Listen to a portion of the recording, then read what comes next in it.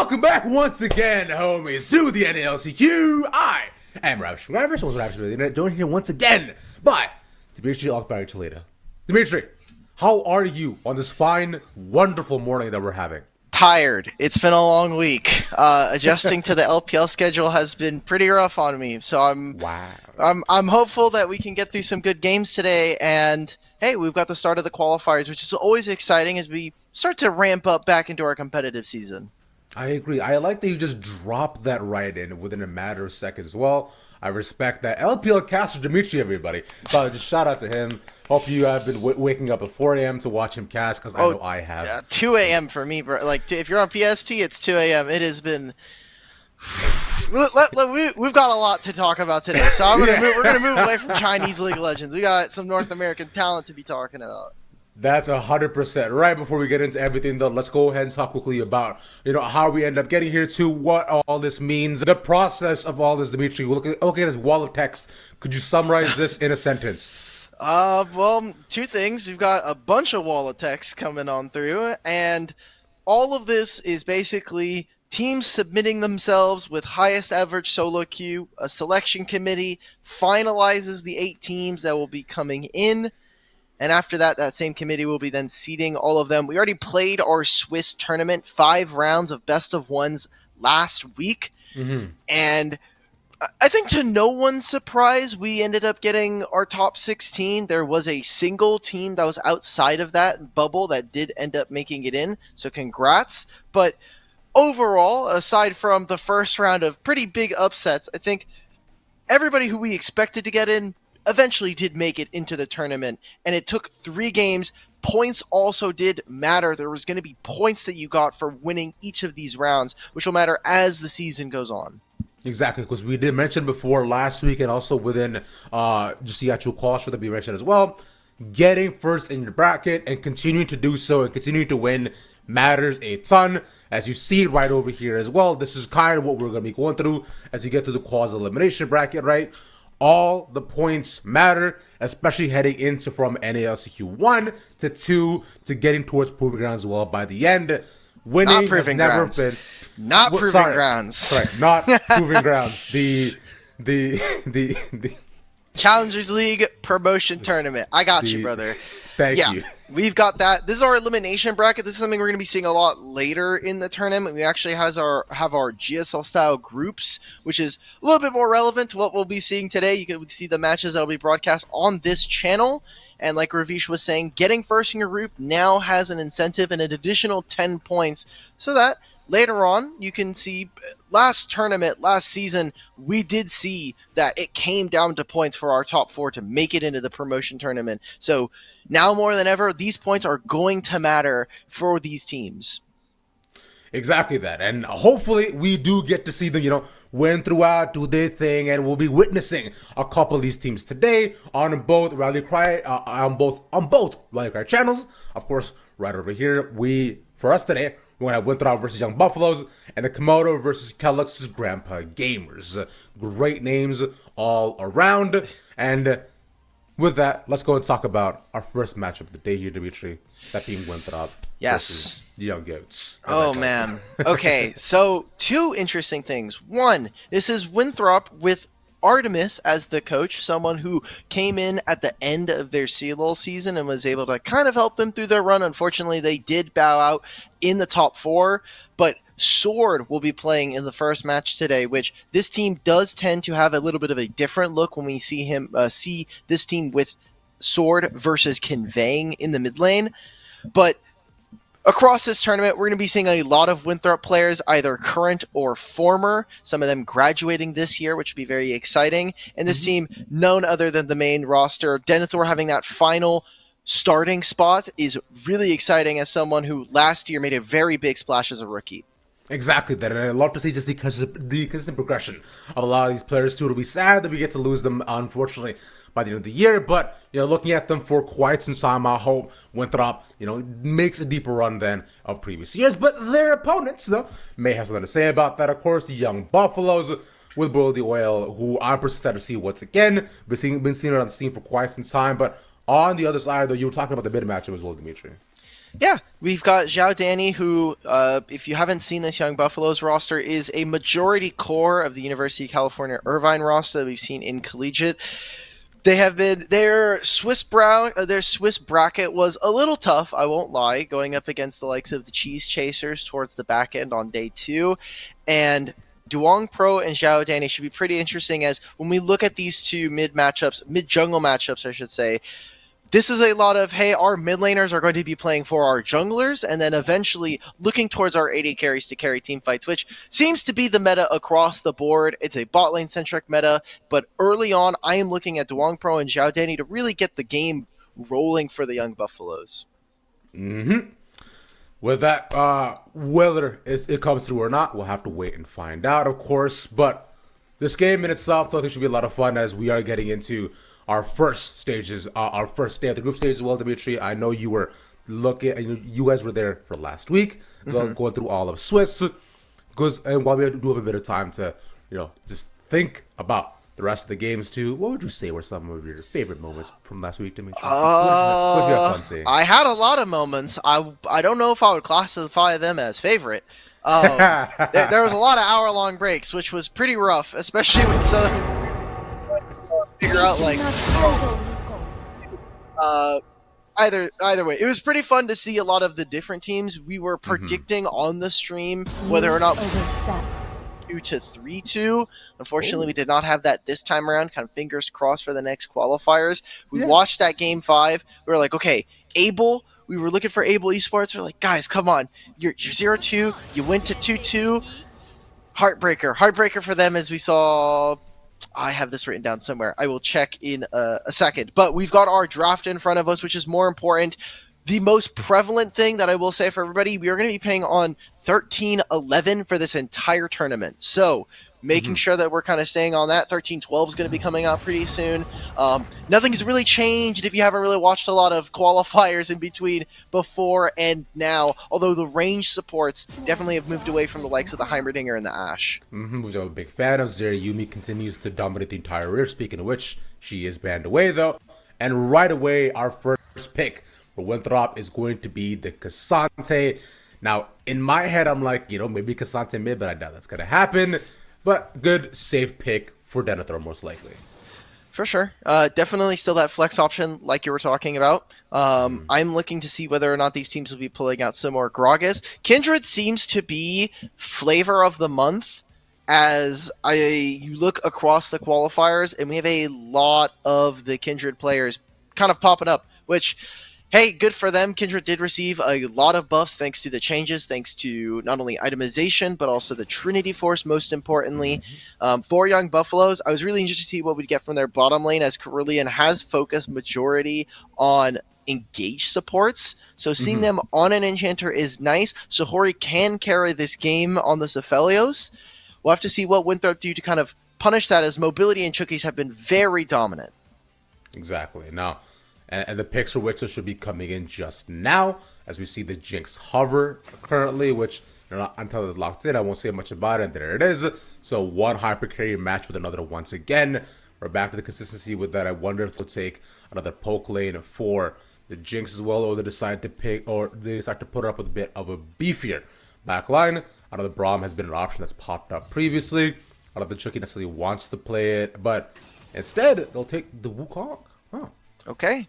Getting Trickster, his Wukong.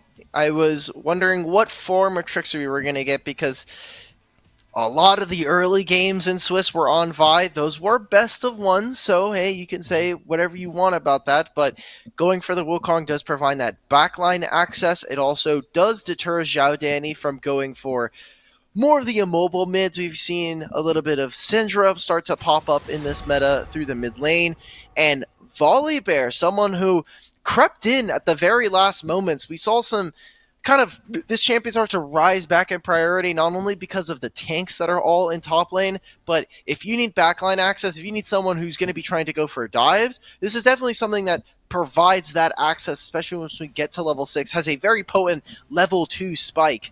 And I'll be looking forward to what Young Buffaloes do. We get towards the end of this draft here in the second phase. There is still no Enchanter here for Winthrop, so expect for Chookies to be playing an engage support. And for Young Buffaloes, they've only really shown their hand from the bottom lane. This Volibear is a bit of a flex.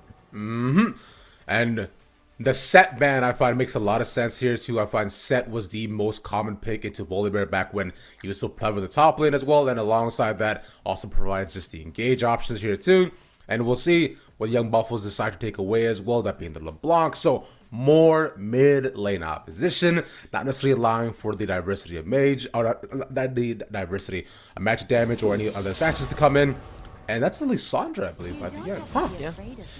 Okay, so getting rid of a lot of mid lane champions that might be a little bit different. I was thinking that this set, if it is going to be picked, was going to be going mid lane. That is something that could potentially happen if you are going to be playing Cassante mid. That is something that you should be worried about. The Gwen not being banned, though, does tell me that this might be for Sword, and they're going to be looking to put him on more of a utility. His time as a support in Challengers League, now coming back, role swapping to mid. That is going to be a theme all throughout the qualifiers. This split is going to be a lot of people who are role swapping either from support back to mid, such as Rovex, or our junglers. A lot of them coming down and maybe returning, some of them making a fresh new kind of face at support. You'll see that at some of our top teams, such as Mirage Alliance. Yeah. And we did talk a lot about just the switches as well too. Not more to get into that just now, but what I can talk about is the Annie pickup too, the blind Annie going into the mid lane for Winthrop, and taking the Soraka. I think would be fun for Chucky's. I don't think he's actually going to do it, but I'll wait till that's actually locked in to see what he wants to pair beside the Jinx, or perhaps we get the Annie hover as the flex just to really make Young Buffaloes think a little bit longer. No, Ooh. Okay. Yeah, Interesting. So I love the Soraka here. I think it's a little bit different than what other people were going to go with. Obviously, you look at the bans. Lulu's already been taken. Yumi, Melio are gone. So not too many enchanters you could be running with Jinx. I thought that maybe they would be going for more of the engage options. Obviously, the Nautilus is available and something that allows them for early action. But by going for the Soraka, you provide counter into the Volibear wanting to go in on top of you. It is something that can be used to stop the Ornn ultimate once we get later into the game. The one thing I will say for Young Buffaloes is they do have a slight range advantage. Orianna will cause pressure in choke points where she could just lay down her ball and it becomes very difficult for Winthrop to walk forward. And it is going to be on Trickster and Denethor to disrupt that backline. Otherwise, Winthrop have a very easy to execute teamfight composition that have a ton of stuns and a lot of damage here for this Jinx to get resets. And that's exactly what we're hoping for as well. One of the biggest win cons for Winthrop is here too.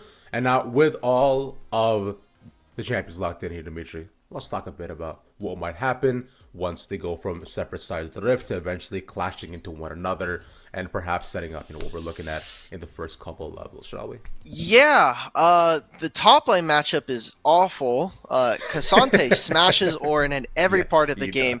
You have to basically use your brittle to kind of trade onto him when he uses Q3 as Cassante, so that's not very fun. We'll see what Volibear can get done from the jungle. Again, it is that level 2 power spike that we're looking for. You're going for clear camp, run up to another lane. You could go for level 3, but you're going to be missing out on that really precious power spike. It is also very dangerous if you're not able to get that gank going. Then suddenly your clear is all over the place. You're a Volibear, your passive is very nice for that. It does feel pretty good, but I don't expect this game to be decided at 15 minutes. If Volibear can be neutralized in any way, then Winthrop are going to be looking at a very easy game going into this third dragon. We get to the Dragon Soul. We'll see what they can do. Jinx has a very easy time of being able to clear the mid wave or the bottom lane. Right. So definitely looking at Volibear to be some of the action, but overall though, I knew as soon as I saw it at the top of the matchup was completely forsaken. I've been to Cassante a lot in the situation. It's pretty easy. Cassante, I find, doesn't really have a ton of like really hard counter lanes that he has to go into as well. But what I'll be looking for as well too is how the Cassante makes more of a difference across the other end of the map with all the priority I'm sure he's bound to have. Right? It's also a lesson I've learned every time I've also played with Mark as well too. I'm like, our priority. He's like, cool, do something about it. Well, I'll see. I gotta pull his ass up there sometimes. I'm like, yo, brother, I'm playing Jace. You're not going to, like, I'm literally smashing this guy 1v1. I need you here. Yeah. I just played a game yesterday where I was CEO of Jungle yet again. I did enjoy that a lot. I was playing Belvet. I don't know why, but like yesterday was not my day. I Okay. had some of the worst games. I was playing League. I played 3 games of ranked, Oof. lost all of them. One of those games was absolutely atrocious. That one did a number on my LP, and then I played like 3 games of Valorant. I haven't played Valorant in months. I was running it down hard. So, so let me go ahead and understand your thought process here.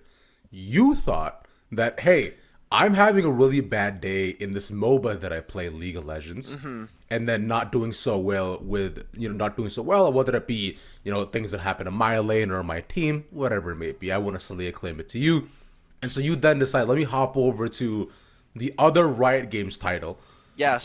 which is a strat shooter that you use a completely different skill set, and the games that takes a while to acclimate to, and you decide, I'm sure I'll be better at this. I didn't say I would be better. I just figured it'd be a different experience. I haven't played Valorant in a little bit. I've only really been playing TFT and League for the most part. I mean, we're also picking up the Riot bag here, so I gotta do a little bit of shilling. Gotta do my part so we can get that revenue share on the Challengers League. I gotta make sure the teams get their stuff. Yeah, exactly. Gotta make sure that we're getting those subs going on through for our Twitch partner Prime Plus. But yeah, the Valorant games were not doing pretty good. The League games, there was one game that was a pretty big oopsie from me, and the other 2 were just playing Lucian Melio and running most of the game. And then, unfortunately, top lane had a pretty big impact, which I don't think is going to be very true in this game. It is Cassante versus Ornn. We're going to be seeing these 2 really have their big effect later on into the game. Cassante can go for solo kills, and we'll see what that looks like for Boyle the Oil, as he is just trying to survive this lane. He's just trying to make out, hey, level 6, we get further on, we can get some of those Ornn ornaments to be able to match some of the scaling. And I did want to touch a little bit on this bot lane matchup, as Jinx Aphelios has been very, very popular throughout the year, but it just hasn't been going Aphelios' way. There has been some itemization changes that make Aphelios a little bit stronger early, but does have a nerf on this patch to scaling AD, as well as you could do all you want in the laning phase. Jinx finds 1 kill and the game's over. Like, that's it. That's all you get. It's like, oh, cool. Well, there goes the entire game. That's game 1. Yeah, which is why we're desperately and definitely hoping for Volibear to make a sudden impact earlier on into the game. Make sure that Jinx stays down as much as possible, right? Because like, it's throughout history, Dimitri, there have been many people who realize that this person will do better than me, so I got to make sure to keep him under my thumb. Right? Benjamin Franklin kept Nikola Tesla under his thumb the entire time because he was like, yo, Tesla's a genius. So I want to make sure to go ahead and do my thing. I learned that only from the movie. Oh my God.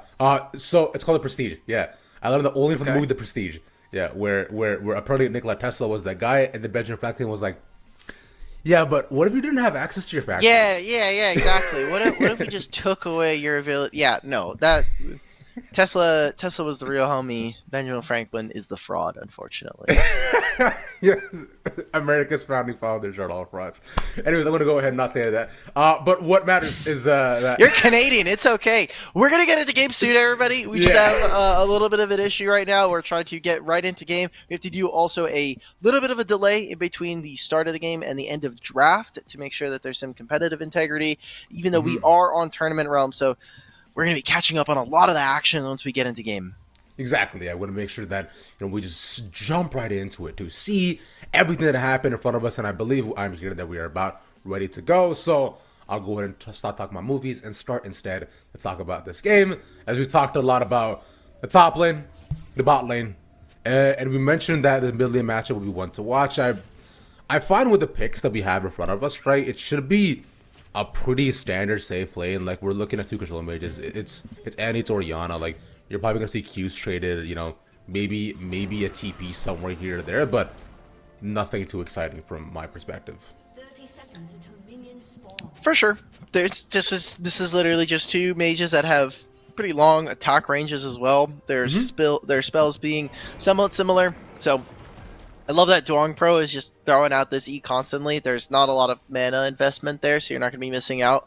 And does get him some early vision as well to try to spot out Trickster. For this, both of these teams, Winthrop the higher seed in the situation, where Winthrop were very, very successful coming in from the selection committee. Selection committee also did represent a small portion of the CLO broadcast, so I'm sure that their opinion was a little bit higher, and we did see their performance a lot more recently compared to the Young Buffaloes, who again on that UCI roster wasn't able to really perform at the collegiate championships. But again, early Dragons, I'm kind of looking at Winthrop. They have a very much easier time of being able to gain access to the mini wave, being able to push out. Sword can very easily drop the ultimate on the wave on top of Zhao Danny to gain priority and move into the river. And that's what we come to expect from both of these mid laners, playing for their junglers so they can move in, go for an invade, or contest for an objective. Speaking of their junglers, both of them right now over on the top side right now, it seems to be matching in terms of where they're looking at their pathing. So likely looking towards some early bot lane action if they can find some, or along the lines of what we're expecting. As right now, the bot lane already trading at is pretty standard. Nothing else necessarily exclaim about as of yet. As you're mentioning, Jinx should be able to pretty easily push in this way constantly, as Aphelios, hopes he can find his voice and just vibe, and Jinx can't do anything more than just this. Yeah, they've both gone for Cull here, and usually the way that the trades want to go is early on with the Calibrum. You can't sit here and utilize the range advantage you'll have. You also have Lulu, but we're not really getting all too much of that. Trickster now here in mid lane. It seems like they're getting a little bit of damage onto Zhao Danny, but Duong Pro doing a full clear of his top side, and was going to go towards the bottom lane to try to see if he could relieve some pressure for them, but now is actually going for an invade onto the Raptors, trying to get Trickster out of here, half of his HP. Duong Pro could very easily take control of this entire quadrant, and suddenly Trickster is out of all of this farm. And it seems like he is looking to call and ask for help if he possibly can. Both mid laners looking to try to move up. Sword there, chilling with a stun as well in case anything does happen. So allowing all the pokes to come to him for free. He knows he needs to be wary. As Duong Pro decides he wants to engage a bit, Trickster easily hops over the wall. Nothing more to happen after that, but will likely lose his farm. Exactly. Right, but you saw that the Winthrop bot lane actually did start to fade towards this side of the map, and Chookies is going to come over to try to help, but this wave is crashing. They will miss out on a lot if they're able to find this kill. Now Sword finds out Duong Pro and immediately leaves, so again, missing out on farm. Duong Pro applying pressure on not only to the enemy jungle, but now the bottom lane is starting to lose out. Yeah, because you saw that even Chookies has to look to move up just to help him out. Then ensure he doesn't lose like his red as well, which is so huge. And with that, Duong Pro decides to move away, farm his own jungle as mobility gets pushed in for just a bit, but not to do serious. Luckily, he did have his homies to be by his side. As Duong Pro sees him again.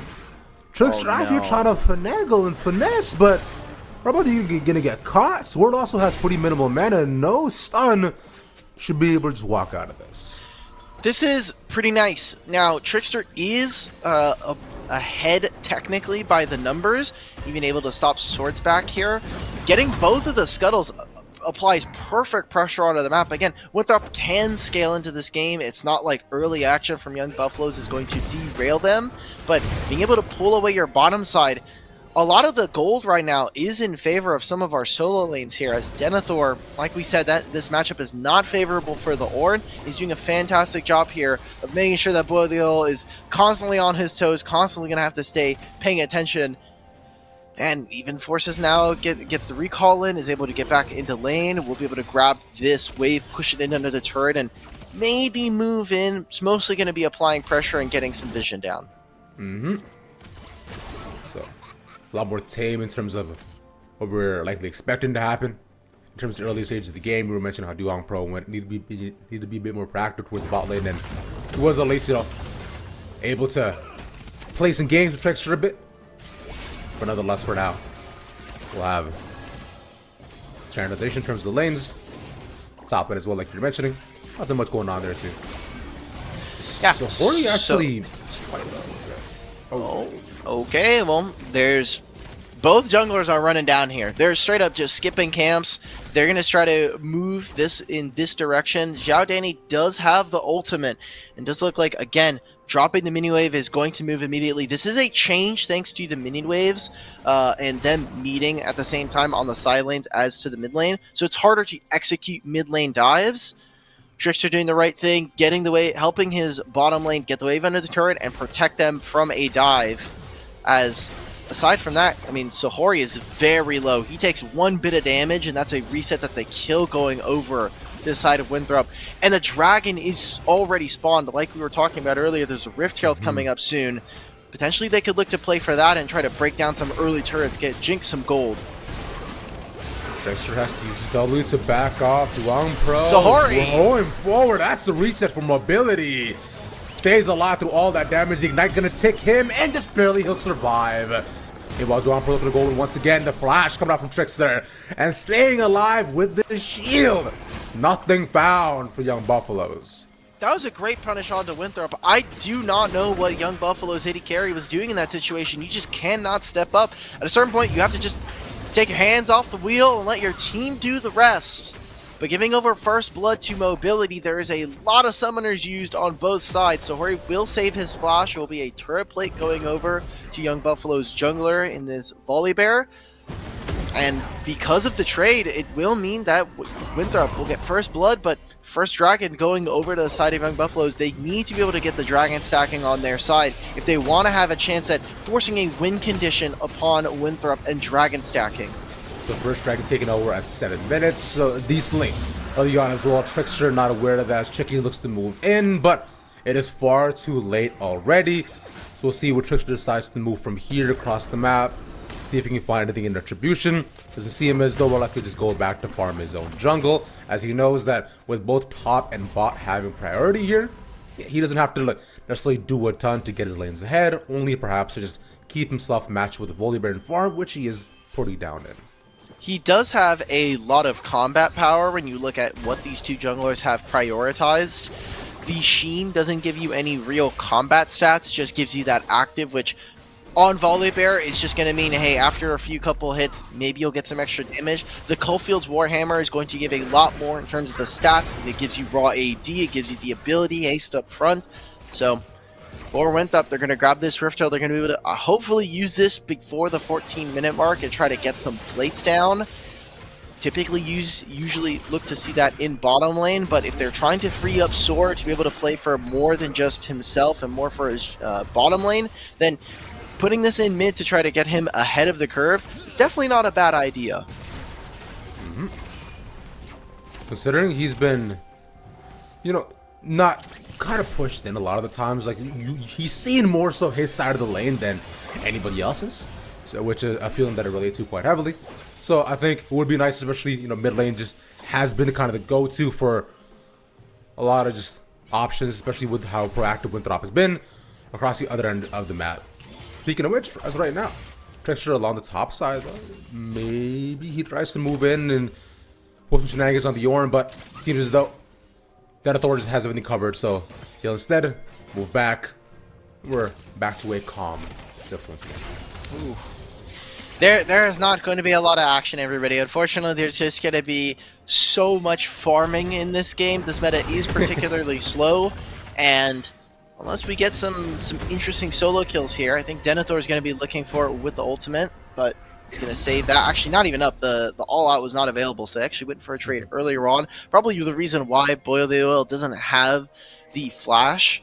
And when we're looking at these two top laners, I think it's pretty interesting. Denethor coming in last year did have a bit of a splash in terms of his champion pool. We thought, okay, this is making his name as a Camille one trick on the ladder. Really, really exciting prospect. Did not actually end up get to start with Winthrop at the beginning of the year. Now here, after their collegiate season is over, we'll see what kind of damage he could do. I thought he was a really impressive top lane prospect, where Boil the Oil has been around for a little bit longer. Definitely hasn't had, but neither of these top laners have really had a massive amount of success. I'll hold that now. Yeah, he's just dead. That's Yep. Okay. Yeah.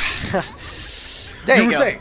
Yeah. Boil the Oil has been around, and definitely seems this split is going to be taking less of a carry role and more of a facilitator, yet again, as top lane can be flexible. I wanted to see if whether or not we would get that from both of them, but Boileau, if you look at their performance during the Swiss, was playing more of the likes of the Ornn, definitely has also a Maokai game, so more supportive in his nature for this team. Yeah, it seems though that's where at least some of the top lanes have just been relegated towards as of late. Like, I'm sure we do see the every odd and Jax naturally, but bot lane supremacy has once again reclaimed our hearts and minds, Dimitri. And for me, I'm totally chill with it. I know I'm good at bot lane, but I get worried. The reason why I don't like other metas, aside from the fact that I'm a bot laner, is I don't trust most solo lanes. Most solo laners do not know what they're doing. They just sit there, they fight their little champions on the enemy side, and then they run it down for the rest of the game. You don't trust me when I play top lane, Dimitri? Come on. Man. No. We relegate you to weak side. If we were playing Valorant, I would trust you a lot more, but not. Huge. Look, look. It's fair. You play a lot of Valorant. I hope. I play a lot of League. So we got to split the. We can't all be good at both games. Just go ahead and split the difference. Yeah, that's fair enough. Yeah. You know what? Next time you decide to run it on a Valorant after. Oh, another quick response. That's the ult. Stopwatch, but not gonna matter. Mid lane kill once again. Going back to Young Buffaloes, the first kill of the game. All right. Woo! They're on the board, which is really important. Now Trickster here, knowing that Dwang Pro used all of those spells, should be looking for this crash onto the bottom side. Dragon is spawning, and at the very least, they can grab tower plates before they go down. But Dwang Pro and Zhao Danny are making their way. They do not have ultimates, so more of this is going to be a rebuttal to Winthrop, stopping them from fully diving this turret. As uses the Gravitum Moonlight Vigil. Not gonna get much done here. Sword even teleporting down. This dragon should be going over to the side of Winthrop. Young Buffaloes, this is just not your turn to make this play. Yeah, it's if this was a fighting game, they'd be minus on frames, but as of right now, just use the ultimate from the Lulu to keep him up. But where is he going? Seems like he won't die instantly, but he'll forsake the rest of his team. Cerulean also going down. What? This game's over. Sorry, everybody. Thank you for coming out for game one. This is an insanely good opener for Winthrop now. As they find themselves 5,000 gold up mobility, are you going to flash this wall? Nope, you don't even not have to. Just going to utilize the lethal tempo, the innate range of Jinx there. And now this Jinx is way too fed at this point. 2-0-2, already had a CS lead before that happening. And now is going to have a massive spike in gold here. Winthrop, they had a slower approach to the early game, and Young Buffaloes just kind of fell silent. They were not able to get much done. The bottom lane fell behind due to natural laning. There was no early ganks for the most part, making a few too many mistakes. Yeah, it's... I mean, you don't say that. I'm sure there's still opportunities for them to get back in the game, right? No, yeah, but Winthrop are, like, if everything keeps as even here, Winthrop should be able to win this game. Now, Young Buffaloes, they're going to have to get spicy. They're going to have to do something. We haven't seen them link up with Boil the Oil. Maybe they can get that threat. Maybe they can get some shutdowns. But you look across the board, I mean, Trickster already finished out on this Divine Sunder and has the Hex Drinker, so Zhao Danny's not going to really be a threat. He's also going for the tier, so indexing more on survivability away from necessarily dealing a ton of damage. Speaking of survivability, let's see if Tricky's going to have that for himself. Over the wall, gets the ult, but they still get the kill. Yep. Mobility trades one back, and then the rest of them being pushed off. Sora can possibly find a stun onto one. There's Zhao Danny. No knock up there, using Shockwave on himself, but we'll get nothing else. They are just running laps right now around the Young Buffaloes, as now, I mean, they'll be able to grab this turret. They don't even have to wait for the Rift Herald. They can just keep taking all of these objectives. The structures are going to be gone. They're going to take away jungle camps as well. It doesn't get easier from here for Young Buffaloes. They don't have an innate scaling. They don't have a lane to play through here. So with two losing lanes, or one that you really kind of have to fight tooth and nail for priority in the bottom lane, I think Winthrop were kind of set up for failure at the beginning of this game, whereas Winthrop, they knew they had pretty easy team fights to execute. They didn't have to make things happen in the early game. If everything went even, if they were to just get their win conditions, get farm onto their carries, this game would go their way. Now Boil the Oil, I mean, he's 0-0-0, he's down 40, and he didn't have to do anything for that play. He was trying to make it onto Chookies. They weren't able to find anything. I mean, Bull the Oil's point of this game is just to be able to just, be an Ornn, right? Like you said, go ahead, get a 13, give me the items, just, be yourself.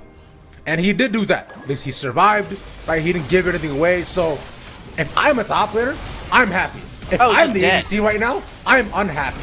Man, hold on. Huge. Okay, at least he survives for a couple of seconds. Shout out to Cerulean, but that'll just kind of be it. Million Prowl given over. They can now look to push on this turret. Xiao Danny could use the ultimate to try to clear the wave. They're going to force the issue. Yep, they do that. Get the stun back. Shockwave onto 3. But no one else can follow up. Maybe Sohori? Gets the shield. Nice rockets. But barely take it. And they're just fighting all over the place. Duarn Pro's going to go down. Mobility, I think, maxing out the time that we saw him on Evil Genius's Challengers last split, filling in for King on that roster. And it feels like he just has not missed a beat. The bottom lane as well here. Annie flashing over this wall.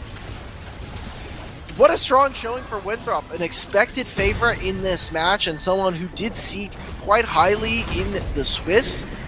And kind of performing at their expectations. Young Buffalo's gonna have to go back to the drawing board here after game 1. Yeah, this draft was not it for them, unfortunately. They're playing weak side in 2 lanes. And Duan Pro, we pointed out consecutively in the draft that he needed to have an early impact, needed to make his presence known, especially up against mobility. And instead of that, he kind of just gave them his business card and went about his day. Yeah. Reminder, this is our 2nd seed in Winthrop going against our 16th seed in the Young Buffaloes. So yeah, this is to be expected. I think the seed disparity does kind of showcase in the gameplay right now, as they're going to have to just try and make anything happen, even with the extended blast cone. Sword, you knew they were coming. He's just playing at range. Chooky's going to get that silence down. And now even Texture's moving in. Can't get any more than this though. No other change to CC, but doesn't have the damage to follow up and all of it. Shockwave once again to slow them down. Texture surviving through all of this. And now Mobility's here for the freebie. Double kill. Yeah, just 3 free kills going over. Young Buffaloes, they do not have the damage. They do not have the setup. They are so far behind. Denethor, that's an 80 carry moment. I feel bad for Sohori, even with how the game has been going. But look at that. But maybe Bolio gets on the board though.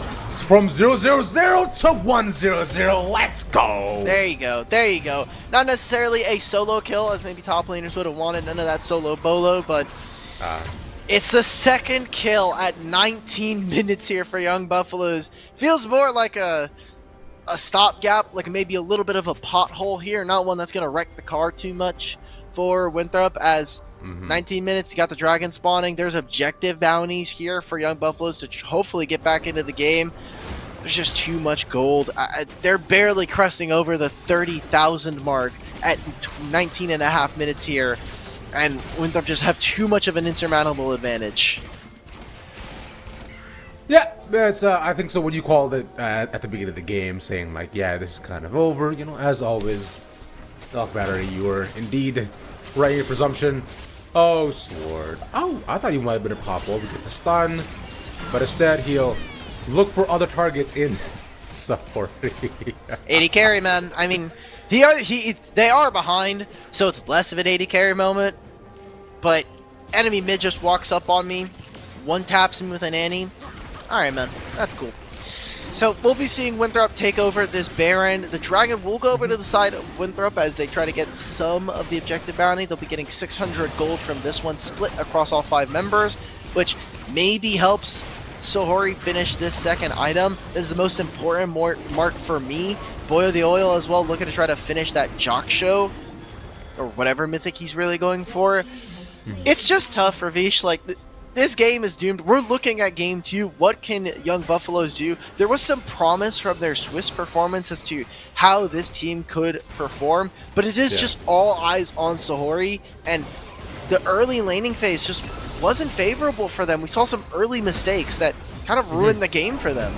Yeah, because we were talking before as well how Sahori had just taken so much damage in the game that allowed it to be a pretty easy dive, but then stepped up to just his demise. As how Jenny goes down once again. We've already mentioned they're way too strong, and this should be where they end off the game. They have Baron, they have minions, and with a tower in front of them, all that will remain is within a couple of seconds, and perhaps a Nexus exploding. Game 1 will go to Winthrop. Wow. Speedy game, 20 minutes. Boy the Oil is going to summon the Ornn Ultimate for the second time this game. Young Buffaloes, it looks like they're just putting on the finishing touches. They want to pass some KDAs. Yeah, they'll do that. By the way, the most fun part of playing Cassante is just popping somebody over a wall like that. Yes. It is real. so cool. And he even gets a double knockback as well, too. Guys, just do this. Hey! No. Let them get their kills. Let them get their kills, okay? My bad. That's one. Another maybe? No. They're so far in the base. Jagadi's like, not gonna die. Mobility said, okay, I'm done auto-attacking. 9, 0, and 4 for your Jinx there. Mobility are one of the members that is coming down from the Challengers League after playing a substitute. Impressive stuff. What we expect for our second seed coming into the qualifiers. And, hey, congratulations to Winthrop. You won game 1. Let's see what you can do in game 2. Yep, that's where it stands. Hopefully we see a much more preparable draft and to see Mobility, be able to play the game more going into game 2. But for now, though, we'll take a couple seconds to ourselves and come back with more League of Legends action. See you in a bit.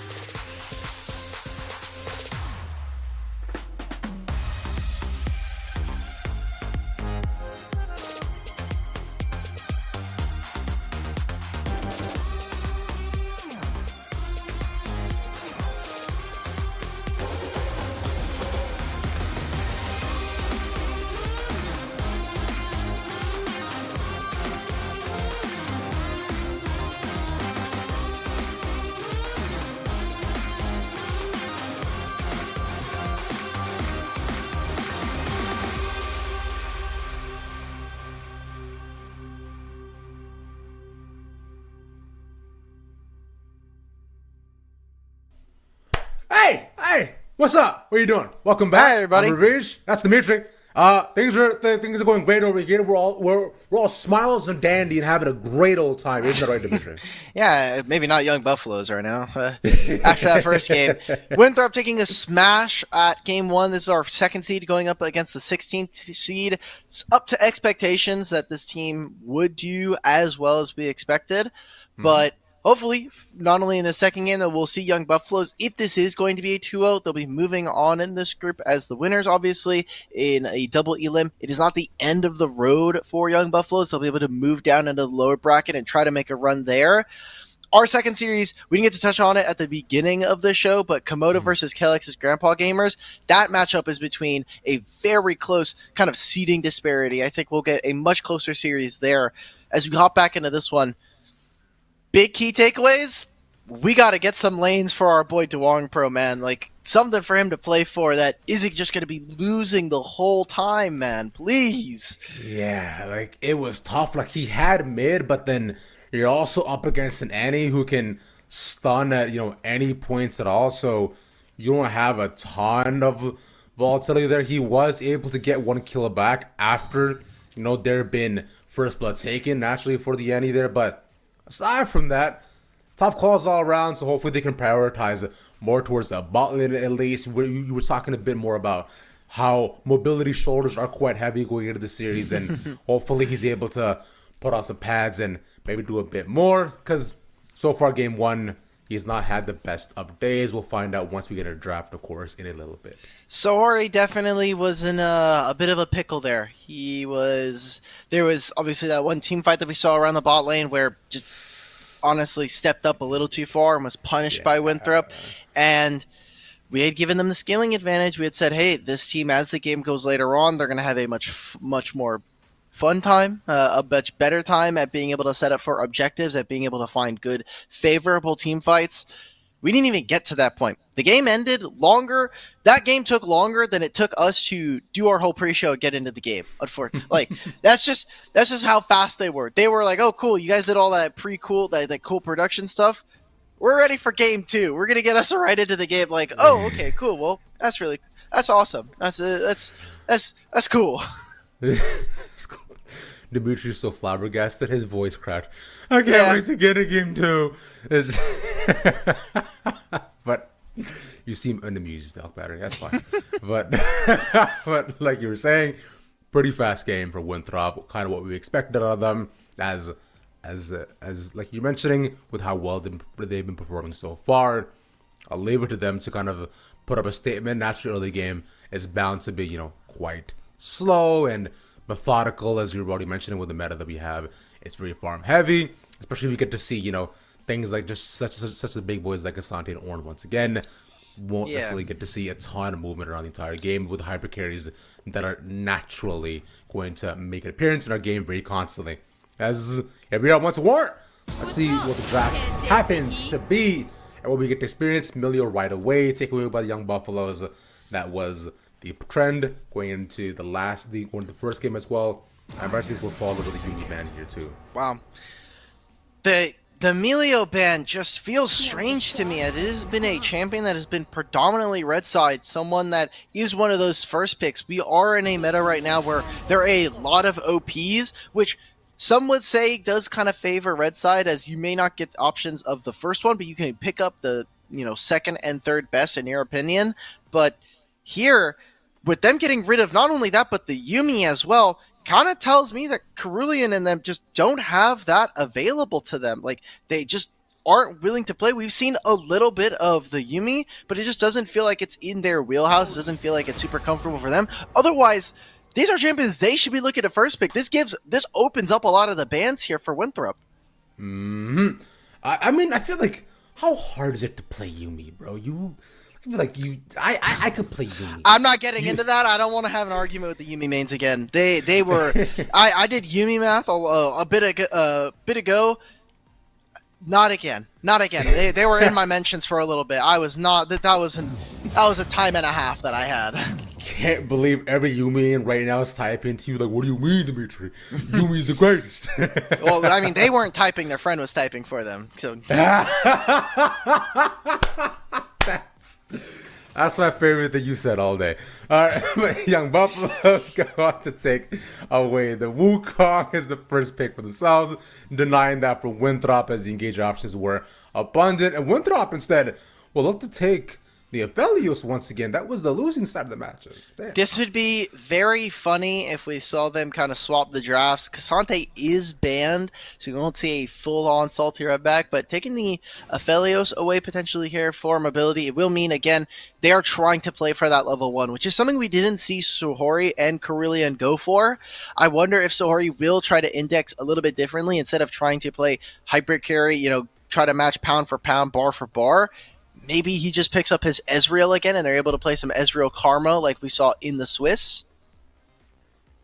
Yeah, would be quite nice. Safe poke lane. Especially with them, we were talking about how they want to vibe out, keep doing their thing. It should be possible. Speaking of vibing out, they get the Kindred going through this time as that was banned last time by Young Buffaloes, traded out for the Cassante. You mentioned how Kindred was the flavor of the month for the junglers. We're finally going to see it here once again. Yeah, there was way too many Kindreds for my liking in the qualifiers. I was like, all of you are here. Literally all of you are playing Kindred. Okay, cool. I mean, yeah, if you're going to be playing a farm jungler, it does put a little bit of onus, I think, onto your solo lanes to really beef up your team. You need tanks, and Cassante is a flex. Gragas is still very popular, so things like that can assuage that issue. We're going to get further into this. We do have the Gragas coming in. This should be preferably for Zhao Danny. It is a lane that isn't going to lose a lot of matchups. It does provide CC as well as setup and does have a little bit of sustain throughout the lane, which is where we've seen, I think, Danny sit for the most part. His lane, his identity in the last year has been, I'm not going to lose lane. I am simply going to try to play for the rest of my team, play a little bit of utility. Either that means I sack my laning phase and try to go somewhere else with my jungler, or come into team fights as strong utility, preferably an enchanter. We did see Karma during the Swiss, and I do remember him playing a lot of Seraphine as well. So picking up the Gragas, I think, is definitely fitting for Young Buffaloes.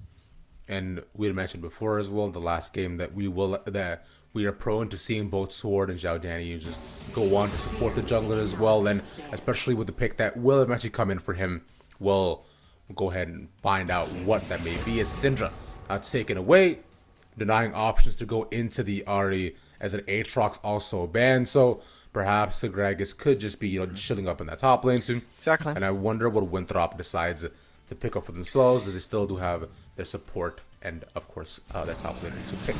I am very, very baffled by Young Buffalo showing their hand here really early on. By showing that, hey, we're banning Aatrox, you are hinting. I think the only way you can kind of maybe save this is you're going to try to get rid of another top lane ban or get rid of some supports. Lulu is still available and will be something that we'll be looking at when you're playing against the Aphelios. But Nautilus is something that I think both of these supports could be looking at, as Ashe incredibly low mobility, and going up against the likes of this Aphelios, once you hit Gravitum Gun, that's very sticky lane to try to get away from.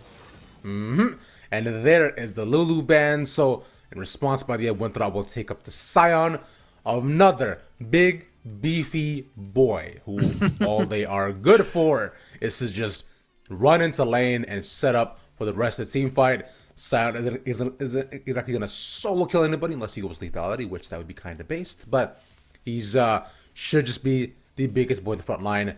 And on the other end, another Orianna pick could be what we're looking for in the playstyle of Zhao Danny, and there we go. Utility mage to help out the rest of his team. All right, so two things. One, Merc Tread's value for Winthrop is going through the roof as we're taking a look at this.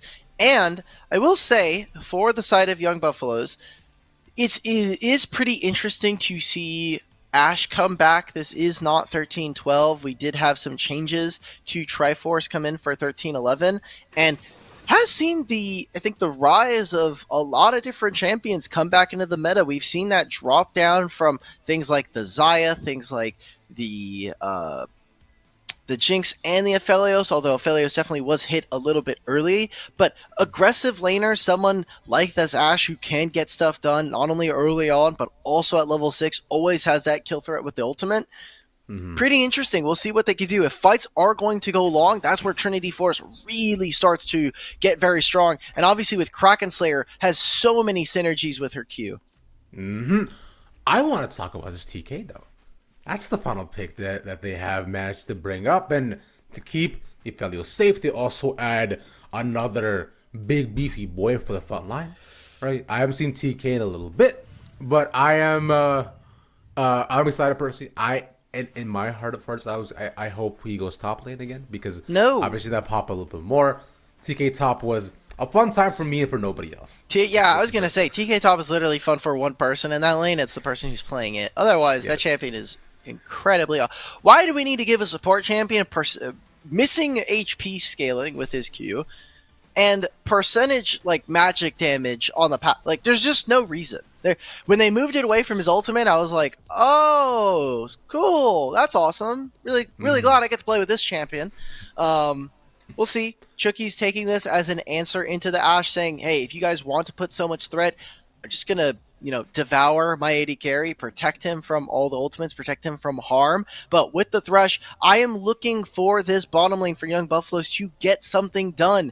Ashe and Thresh can be such a deadly combo, especially with Thresh taking Glacial Augment these days.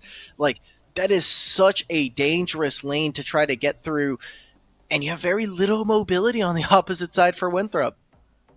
Prey in 2016 did incredible things with the Ashe. If that can be recreated here, probably not. But I'm sure we'll see the rise of Ashe once again. All that'll matter is how the Young Buffaloes perform today. Slightly different stakes, I will say. You think so? Nah. Maybe. Yeah. That's fair enough. But I'll go ahead and leave that to them to see and decide what kind of performance is put out. But like you're saying, hopefully Sahori has a better time this game. At least as an Ashe, you have, just utility mobility on your own. You can slow down anybody else coming in front of you, and you can just chill in the lane and farm, which is what I imagine will happen, at least for the first 5 to 7 minutes of this entire game.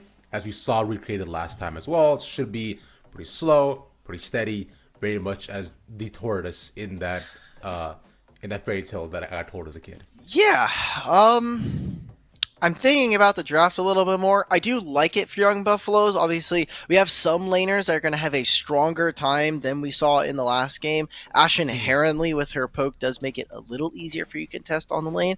And it is a semi-range support in Thresh, so he'll be able to access the wave a little bit further than Tom Kench. You look across the board, Young Buffaloes, they do have some engage, not only with the bot lane that we've been talking about throughout the draft, but Gragas, if they can see them get into team fights, unlike in game 1, maybe there's some difference making to be there. Winthrop, again, going later in the game, they're saying at 15 minutes, if you do not have a substantial goal lead or are pressing our structures in a meaningful way, we are more than comfortable with this game. We are looking to try to take this late if we have to. We still have strong champions on 1 or 2 items, and the laning phase from everybody really has been spectacular is the word.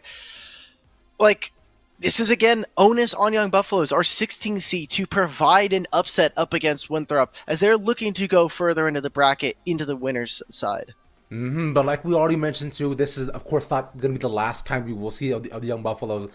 If they do happen to fall in the lower bracket, there is of course still a whole bunch of other games to play, and we'll likely see who their opponents might be as we go on for the rest of the games. And remember, guys, if you want to watch World League Legends, we of course do have a couple of the games going on too as well, with Grapes in summer, casting that one as well. So that way we have your days on both Saturday and Sunday filled with tons of League of Legends action. Yeah, which is very, very great. Yeah, they're currently doing the Mirage Alliance series over on Rally Cry 2, so make sure that you're checking that out, like Ravish just said. And later on today, Challengers League is going to be going up. We got some games going on, hopefully, so gonna be looking forward to that. Actually, wait a minute, it's Saturday, so they should have. Yeah, they should have games. Every week is going to be 3 days of games, and Challengers League getting underway. We're only past week 1, but we're starting to see that top of the table kind of separate from the bottom. DSG. Fortunately, DSG, yeah, exactly. DSG Disguise is doing okay for themselves, but some early favorites, Team Liquid Challengers, are starting to pick up speed. Yeah, big fan. We'll see if how the rest of the team ends up and the league ends up performing. Of course, like you said, we also have 9 weeks of regular play through NACL, right? So It's 6. it's 6. Yeah, it's a truncated schedule. Even last split, we had, I think, 7. If I'm gonna look at the regular season, if I'm correct, yes, there were 7 weeks of regular play. They sprint through a lot of games, a lot of best of 2s, and this time around with a ton less teams, it went from 16 to 10, obviously, from spring to summer. They have double round robin as well to play through, which I think is a much more interesting kind of format than single round robin, especially when we see top tier teams play at the beginning of the season, come in, they make improvements throughout the season, and they may stumble at the beginning of the season and not necessarily find too much success. Yep. Speaking of which, we have the game ready to go as well. Woo! Go ahead and experience for ourselves what Winthrop will have to show with this fun little draft, and can the Young Buffaloes bounce back? Yeah, we're not just standing at 5-point start, no early invades or nothing. Everybody's just looking around, hoping to see whether either one of them do anything. All right. So again, we are looking for Winthrop and what they can do in the early game. This bottom lane for Young Buffalo should be able to gain priority through just natural poke advantage. I am kind of looking to see how Sword will leave the lane. We didn't get to see too much of that, and I think this does change Ari's identity just a little bit thanks to the mini wave changes that we talked about on this patch. Now no longer being able to make those dives onto side lanes or trying to make the dive into mid lane and then move into sides of the jungle. Ari feels more like she has to be a damage threat. She has to be able to say, look, I naturally push the wave by using my abilities. Let's see if I can chip away at the enemy mid laner and then look to move or try to dodge out. And that has been the identity of Sword throughout most of his career, even back when he was a mid laner on TSM Challengers, on TSM Academy. His identity was, I'm going to move out of lane, I am going to be playing the likes of the Galio in the mid lane, and try to play for my other laners and set them up for success, which definitely served him well as a support. Cerulean though, once again moving on up to got some early harassment of Tricky's immobility, but it's just Tricky's who ends up taking a fair bit of that chunk out of half of his health. Does not have the great health just yet either. So we'll try to pop some pots to be okay. This is what we expect. The flash? Wow. The flash with the ignite traded, Cerulean getting aggressive. Good. Getting the flash away from Chookies does also mean the Ghost and the Ignite being used here for Young Buffaloes. Could be something that we could see as both junglers are making their way down. Winthrop getting early wars onto the bottom side jungle here will spot out Duong Pro, so they know Wukong and what timers he will be on unless he decides to go and skip for camps. But the bottom lane of Winthrop at a disadvantage right now as we go on. Chookies could be something that they're looking at, but still has heal.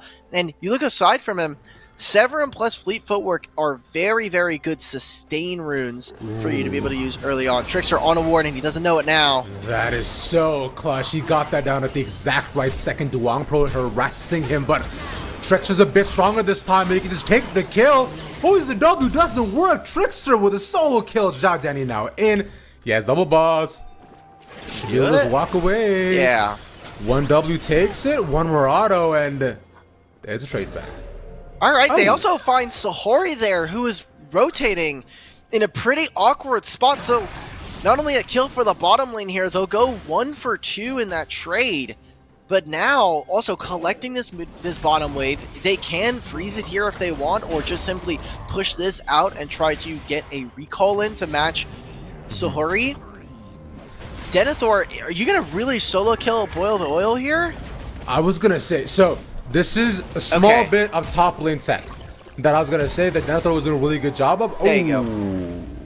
Yep, that's part of the matchup. Anytime Scion starts charging up the Q. No, no, no, no. Okay. A grass proc for Denethor.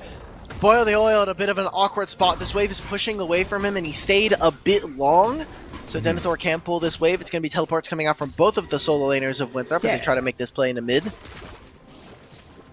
I was going to say, so that was a fun little trade pattern they had there too, because Denethor actually darts a W, so that means that he could have charged up the entire queue, would not get interrupted, managed to get off 2 grass procs, but because Gragas' early damage is so nice too, and with no early AP resistance, Denethor naturally just could not finish him off. Trickster now in to get one out to Danny, gets the proc, and that's the kill. Mounting Dread stacks up, Trickster takes him down. Zhao Danny, they know he has no flash, said, hey, you just made that play bottom lane. Well, now I get to do all of this.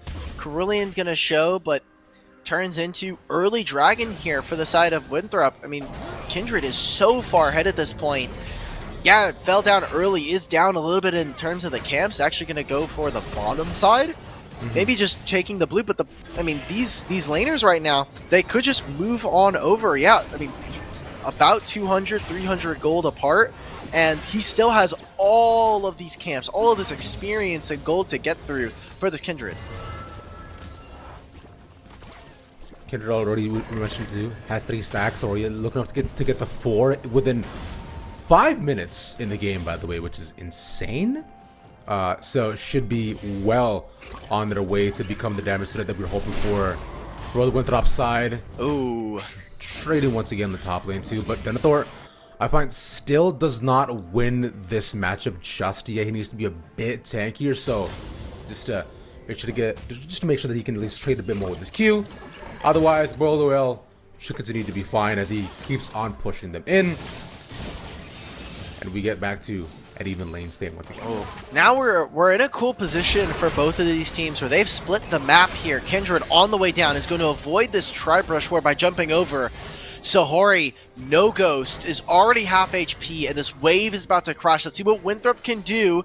They have to know this is happening. Their jungler is on the top side of the map, and now even Sword is starting to make their way down. Trickster as well here. On to Orion Sahori, all get the assist and a clean dive for Winthrop. More and more plates, man. Mobility's so far ahead already with an even earlier stage of the game here, Dimitri. Oh, it's looking a little doomed. Winthrop, though, they're showing off their second seed prowess here, showing off their performance from the Swiss, not taking a single break. Hopefully the team and Coach Artemis were able to, put their heads down and say, look, we're looking to perform. We're looking to be making it into the promotion tournament at the end of the year. And Duong Pro, he stole away a couple of camps, but they just got 2 kills. They just set up their bot lane for success. And if farm's the only thing you can get as a jungler right now, like Trickster's down 20, which is about 5 camps, doesn't matter. We are so far ahead right now. And they're even playing for this topside. Trickster actually just going to go for the kill onto Boil the Oil instead. Tries to take it. That's the ultimate pot as well. Going to use the barrel to stop him slow in his tracks. But Boil the Oil once again. Nice Lancer take. But now how do Rush respond? Suck in the middle. Can't proc the ult. And a shutdown for Zhao Danny. 450 gold going over to the Young Buffaloes there. Evens up the goal just a little bit, and they're able to make good on that play. Trickster, that just was not your timer there. I get what you were trying to do. If he's able to make that gank happen, it makes up for missing out on some topside camps, but without it, just means you can't do anything there. So you're going to be seeing what Young Buffaloes can do. They're actually going to be starting up the Rift Herald at the same time. Cool. Yeah. No dragon yet taken as well for either team. By this time of last game, we've already seen Young Buffaloes look to make the move on that. But first neutral there, and it seems though that Winthrop will look to at least trade back here once again, which is opposite ends of the map, as they have complete bot side control. A Cloud Dragon for themselves will be fine, but the bot lane turret that's almost falling is what I'm really looking at. Exactly. Not only the bot lane turret that they just got a lot of plates from, but a ton of focus here on this dragon, where at 9 minutes, with how fast the last game went, I don't think we're going to be seeing a soul here. No. But it looks like they actually want to put a lot of gold into Zhao Danny. They're moving topside. They have the Rift Herald here alongside them if they really want to put it down now. Boy of the Oil is going to have to make a pretty good escape. Does not have the ultimate and does have Flash to be able to get out. They're not getting anything on the opposite side of the map, so what are Young Buffaloes looking for? Well, let's find out, because Boil the Oil is the first target. He gets away to get the TP out. An Enchanted Crystal Arrow will not land, but at least Zhao Danny there for the assist. Okay, Sohori, you cannot be this far up, brother man. Oh, this is just tragic. Has to pop the flash and one more Q with the auto. Even flashes for him. He gets the hook back. No way. Cerulean again with the save. That's so huge. Sohori moving on back. No flash for Sword. Can he dodge the hook? Trying to get away. Can he dodge? He's the wrong pro. And there's no shot. Alright. So going a little far, but there was even action in the bottom side. Zhao Danny teleports into the play. They get the flash out from both of the solo laners. So Sword isn't able to make the play happen in mid, but he applies so much pressure onto Sohori, gets the flash out of them. That'll be something that they can revisit before this next dragon coming up in 3.5 minutes. And Mobility is just getting more and more gold. Him and Chookies are running the map right now. I just want to give a shout out to Cerulean, who's managed to save at least 3 people this game already so far, with the lanterns and the hooks as well too. It's just this is just true support play, and I think he's doing great. Also Thresh too. Now aside from that, yeah, Winthrop are absolutely smashing it. They're doing unspeakable things currently, and that's the only continuing to happen. Because even if you look at the goal differential, although only says 1,000 at the top, it is spread out, and most of that is centered naturally in Mobility, as he did get a very early lead 4-0 right now in the game. Yeah, but 1,400 gold, man, that's half of an item right now. And you already have the call as well, which is just getting, you're just juicing out all of the minions. Boy, the Oil is going to have to be so careful here. Doesn't have the flash. They're going to try and grab this top lane turret, but for the side of Young Buffaloes, a bit of an advantage here for them as they're going to grab some plates. It will go over to Duong Pro. And a cheeky play here from Cerulean will get spotted out on these wards as they try to find Mobility, trying to find the bottom lane. And teleports in. We're going to get a good old-fashioned team fight. The Sword even in. They get the charm onto one, but the hook back instead. The barrel actually saves him. Oh, he had him! Oh no! Sword, the final ultimate there. They're gonna try and hook Trickster over the wall, but you're way far up, Duong. Sword as well. Yeah, managed to at least get one back. What from the side of Duong Pro, and with no Lamb's Respite, they'll look to trade out to Boil the Oil, with just a couple more autos. Flashes blowing across the board, and that's the ultimate with Duong Pro. Gonna pop over the wall, but they'll leave Zhao Danny alone. Okay. 2 kills. They get more teleports coming in. Winthrop, a bit of a sloppy team fight and a good engage coming out from the side of Young Buffaloes, initially stifling the engage or the re-engage coming out from the Winthrop Eagles. But now, by getting all those kills, they're able to take this invade. Cerulean should be the next one on the platter. Duong Pro as well. Trickster is so far ahead right now. He'll be able to finish this Trinity Force soon. And look at this teleport coming in from Boy of the Oil. He wants to try to make this play, try to catch this top wave. But it feels like they're a little bit lost here around the mid lane.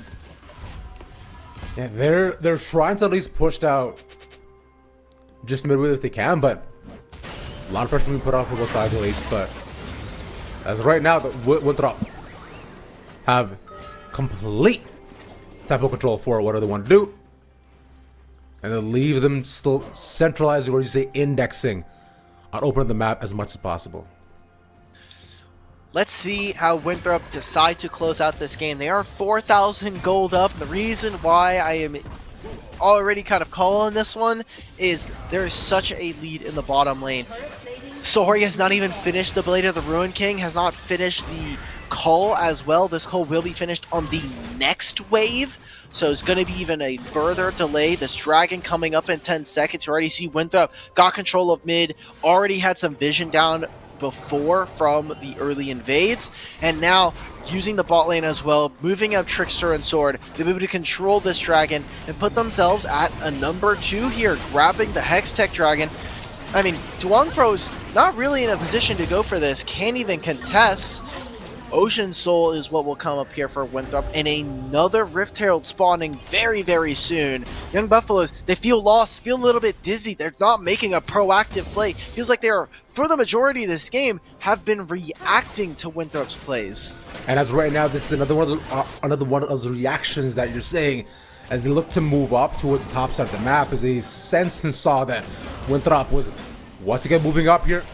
They'll take the Rift Herald naturally, and they'll just all fall off. They'll take the fight. They have bot lane pushing in, so should be able to at least give Zhao Danny a bit more resources.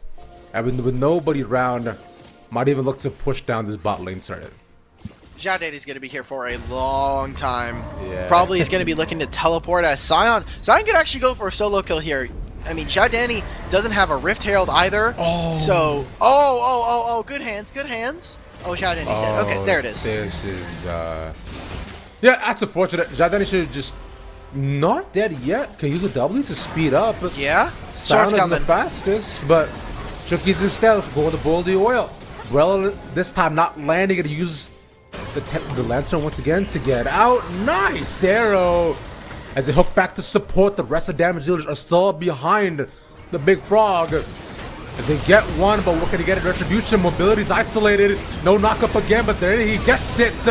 Lamb desperate to save him. Sword Art comes in as the health comes down. They're all in the middle. A shutdown for the Wukong. The rest all fall off. Boil the oil gets out, and a positive play for Young Buffaloes. They go 1 for 1, which, like you're saying, is a good trade for them. They even get the teleport and the flash out from Denethor and Mobility, respectively. Trickster, though, he's a second marksman at this point. He is the one that's trying to make it through. Denethor, can he cancel this? Okay, so they will find out where Boil the Oil is. No mana on Sword after finding that solo kill onto Zhao Danny in the opposite side. Alright, so they're going to pick up one more kill. So it's going to overall be a 2 for 1 trade yet again. Winthrop are just coming up heads over tails constantly on these trades, always making good, always trading upwards. Whereas now, for Young Buffaloes, instead of a second kill, they're able to grab themselves a turret with an objective bounty on top of it. You know, Dimitri, I always thought that it was 50-50 when you flipped the coin. I didn't realize that things were so... Well, it's weighted. Right now, well, Winthrop have a weighted coin, and unfortunately it is heads up every time. Winthrop is two-faced, so they know what result they're going to get every single time. Love that. Nonetheless, though, the leave now to Winthrop, like you're saying, once again, to just cross the I's and dot the T's. For the rest of the game, although not nearly as fast as the last game, as Young Buffaloes have done a good job of finding plays and retribution to not completely take themselves out. Right, so they haven't lost a 10k goalie just yet. But that is slowly surmounting, right? We're up to about 5 almost. And it'll continue getting larger and larger as they continue finding more and more proactive plays. Like this one right now, they've just continued to bully the oil so constantly that it doesn't matter what lane he's in. They just decide, you know what? You're next, buddy. That's it. Yeah, you don't get that fun this game. Have fun. You're going to be looking forward to it. Denethor, I mean, he could have ulted here, but unfortunately not going to be able to grab that. Will turn into a 1-kill trade in terms of a turret here, but even now, Winthrop are immediately moving over. They got that top tier 2, are going to take control of mid and start to put down vision on the bottom side. What can Young Buffaloes do from this situation other than try to find more plays? I mean, Sahori's ultimate is coming up, not quite the level 11 mark, but no Cyclone here for Duong Pro will make it very hard for them to get consistent DPS and threat onto the backline. Sora's going to go fix this bottom lane wave. They're going to reset to try to get more of their items, spend some of that gold. And you look right now, I mean, Trickster, man, the longer fights go, the better. It's one of the great things with the change to Trinity Force on this patch. He is just going to be such a menace. When we talk about the team fight, everyone's focusing mobility, and Kindred's just free-firing. Kindred has had a very good game right since the beginning. So, I'm unsurprised. Trickster has been caught it a couple of times. But the overall damage profile went up, and how ahead they are will likely lead the Fearless. Chucky's though takes a decent amount of damage. He'll heal it back up with great health and comes over the side. That was bold and brazen. Luckily, Chucky's there to save Sword. And now comes in Denethor looking for a proper engage. Can't find it. Jadani also around the side. A shockwave here onto 3 could stop this fighter in his tracks. But Duang Pro's so low he can't go. He just can't go in. It is all eyes on Duang Pro and Sahori here. Teleport coming in for Sword to get back into position. Finds that charm. Nice is he able charm. to find it? Gets Duang Pro. That's going to be the dragon. Baron's in 30 seconds. They could go for both objectives here. They're looking to push them down one by one. They see the ultimate on top of the tower. And now goes in for Chucky's times the arrows, but it's already too late. Zhao Danny also gone.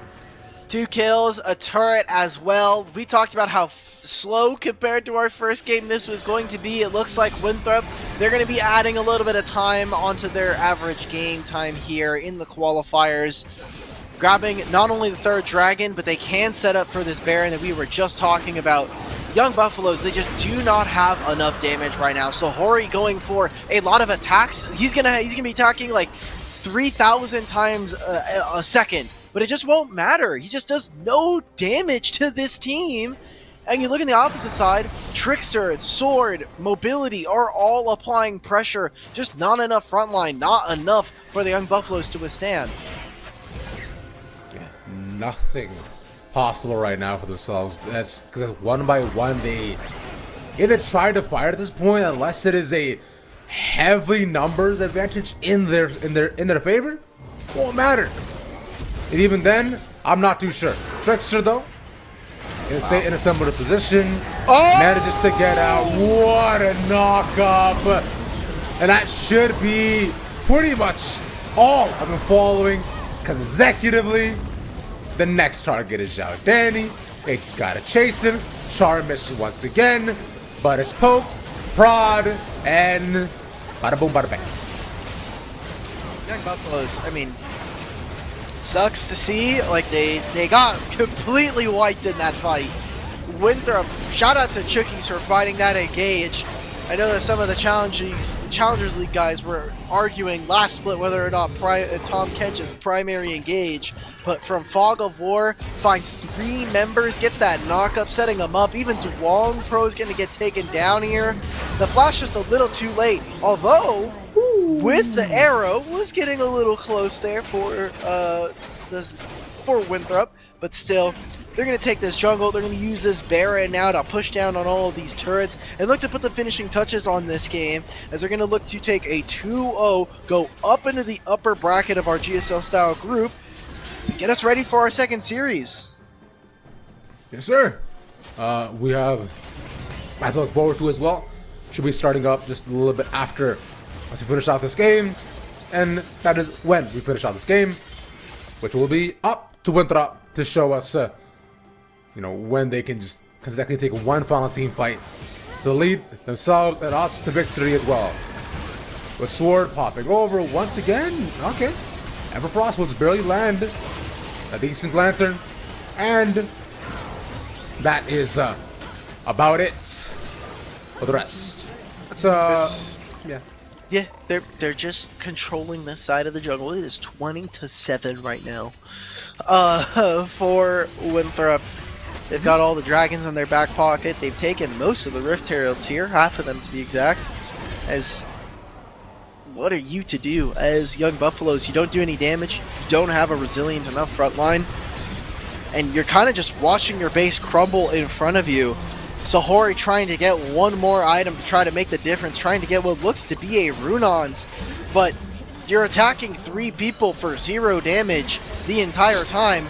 Whereas Mobility here is just trying to fish with Calibrum Crescendum, trying to get all of those Chakrams stacked up, ready to go. They're just pushing out on the mid-wave. Their timers on these waves are not completely synced, so will allow for the side of Young Buffaloes to farm up these mini waves without being really pressured on either side of the map. But with the inhibitor already gone, this is just super minions that are going to start streaming into the base. Yeah, and another inhibitor should be taking it pretty handily.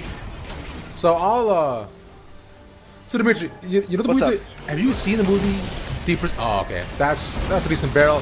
Nice flash goes over, and that's one taken. Young Buffaloes can't look to stop this. That'll throw over to the backside. The perfect distraction for the rest of them to do enough damage. And the leave now. Young Buffaloes only able to take a 1-for-1. Even Chucky's falling, but they still have sword up. They still got mobility up. That means that they can still win the rest and tear apart this game. Young Buffaloes pretty much all fall. Jardani, Sahori left. So I was saying, so the movie The Prestige, right? Pretty Okay, good. but what is it about? I have not seen The Prestige. So Hugh Jackman and the guy who plays Superman, are Henry both in it. Cavill? Yeah, that's it. Yeah, so they're both in the movie, and they play professional magicians, and they're both looking to perfect this trick. That's really cool, and Hugh Jackman is like jealous of Henry Cavill because he does this like, incredible perfect trick that nobody can ever figure out. He rises to fame as a magician over towards him, and there's mystery. There's a really sick plot twist as well in it too. Okay. Really fun movie, and it has Nikola Tesla in it. Ah, well, shout out to Hugh Jackman for starring in 2 different magician movies, or I guess maybe not magician, but I would say the things that you can say about Greatest Showman and The Prestige are probably similar enough. Yeah. That it makes sense. It would be a coherent sentence. Like, say something you could say about both movies, right? Like, yeah. Great soundtrack. Great soundtrack. There you go. Perfect. Teleport's Yeah. coming in. This is probably gonna be our last fight here. Yeah, should be. Duon Pro. They're trying to poke down Denethor to no avail. Bro actually tickles him.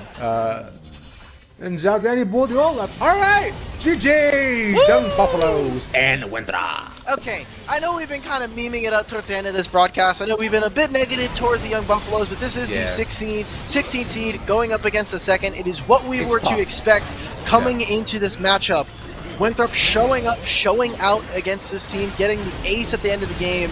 They're going to close this out 2-0, which means, obviously, they're going to go up to that upper bracket. We're going to need to see Young Buffaloes really kind of shape up if we want to take a look at that bracket afterwards, as they need to make that run into the lower, or their end runs after next week. We're going to see them play, and we'll see what happens. I mean, it would suck to see them go out so soon. Obviously, they will get a lot of qualifier points, but they do need to win. Every win in the qualifiers, every round that you're able to get is 20 points, and that contributes to your summer season, which is all the more important. Right, we've stated it constantly.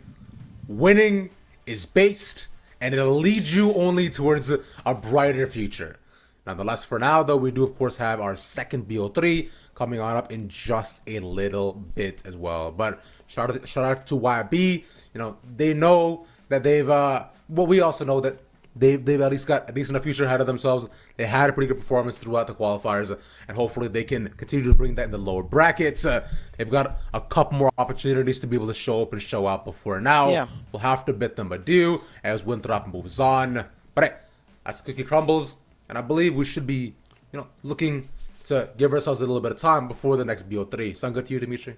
Yeah, I'm okay with that. Komodo versus Kellex Grandpa's Gamer. A much closer fight between our 2 seeds. Hopefully we can see these 2 give us something a little more competitive than we got in Series 1. Our hearts go out to Young Buffaloes again, and congratulations to Winthrop. We're going to send it to a short break, and when we're back, we'll be back with our best of 3. Second one of the day, man. Woo! See you soon.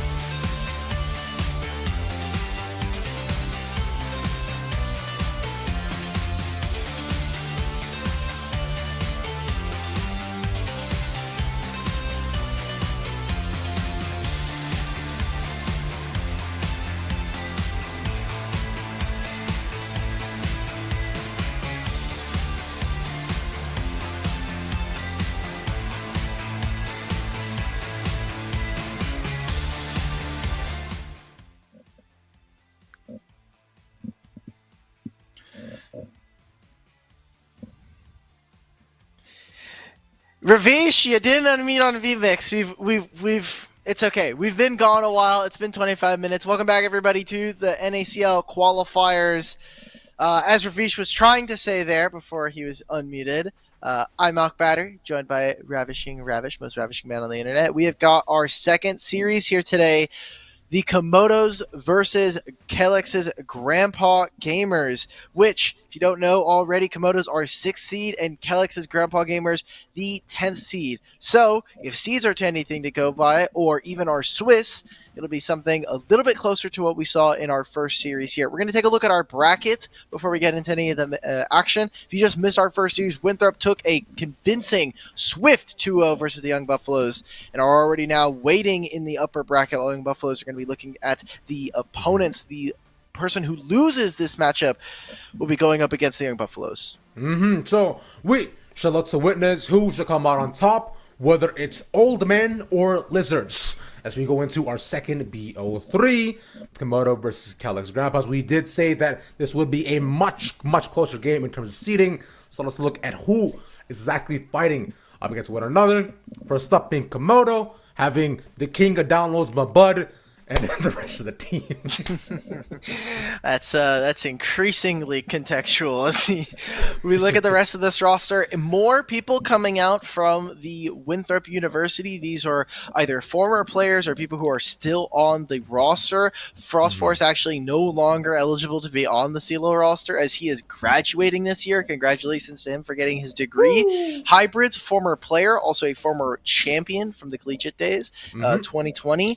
Making it all the way into the coach role for this. This is actually a team that, for many who do not know, was in the wings, waiting to be made over in spring. But Doxa, like we saw, was on TSM Challengers, Aaron on CLG Faith, Last Dance, and Team Ambition. So this team really didn't come together, but this has been a brainchild for Doxa for at least the last couple months. And hopefully now they can make a splash as going up against Kelex's Grandpa Gamers. We've got some old heads on the Rift. If you've been watching Collegiate, you've been watching Tier 3, you should recognize some of these names. You should indeed. Now, these come from all realms of the collegiates of all from Maryville to Michigan as well, with RBM, Evan RL, Omni, Sunlight, and Clyde.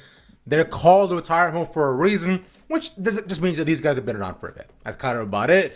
Unfortunately, once you get to the age of over 20 in esports, you are pretty much half foot in the grave as it is. I'm 26. I don't know how I'm even breathing right now. But you're done for, man. It's any day now, bro. That's it, man. All right. Well, a lot of Michigan representatives here. Only from Michigan State. You also have, it's not Michigan State.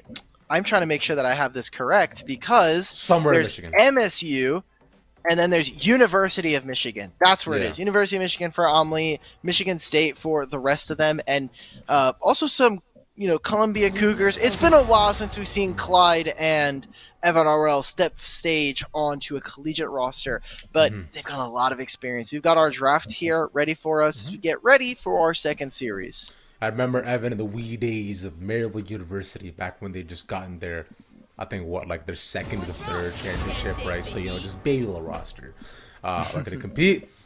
He was also, I remember, one of the first people that I interviewed when I first got into League of Legends. Very nice guy. Very cool. Nice. Aside from that, we'll go and look at the picks and bans that we have for ourselves. The Darius and, of course, the Kindred band away, like you were saying already, throughout our days, right? The Kindred seems to be a consistent favorite for many a jungler, with Milio and Yumi banned the double support, continuing to be banned away as reflected by our first series as well. And the Kazakhs taken away from really bald meme as well. Really bald meme. Damn, leave him alone. What did he do to you? What did Peyton do to you, man? Nothing. You know what? When we were in CeeLo, Peyton didn't put me in this vlog. We talked about it, and then we were he forgot to put me in the vlog, man. I was really sad about it. I was in Zhao Danny's vlog, but that was maybe not intentional. I just walked in on him during he was in the lobby, and I was like, "Oh, hey, are you filming?" And he's like, "Yeah, you want to be in the vlog?" I was like, Sure, why not?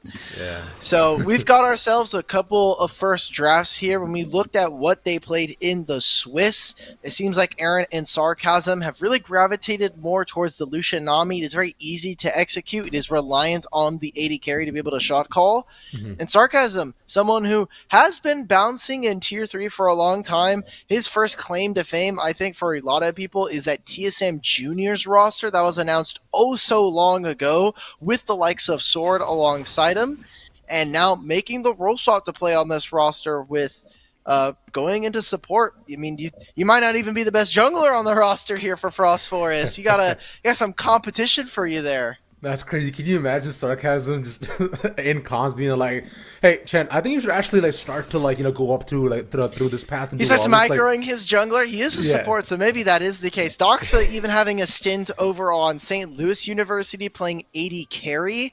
So we got a lot of role swappers here. Again, not even the best Lucian on the team. I think Doxa and Aaron could maybe fight for that position. As we get further in, I love the Vi to be able to lock down the Lucian. It has been something we've seen a lot. And Kalista, who was a champion that I think alongside Kog'Maw was kind of touted coming into the patch as, oh, this champion can be very, very strong.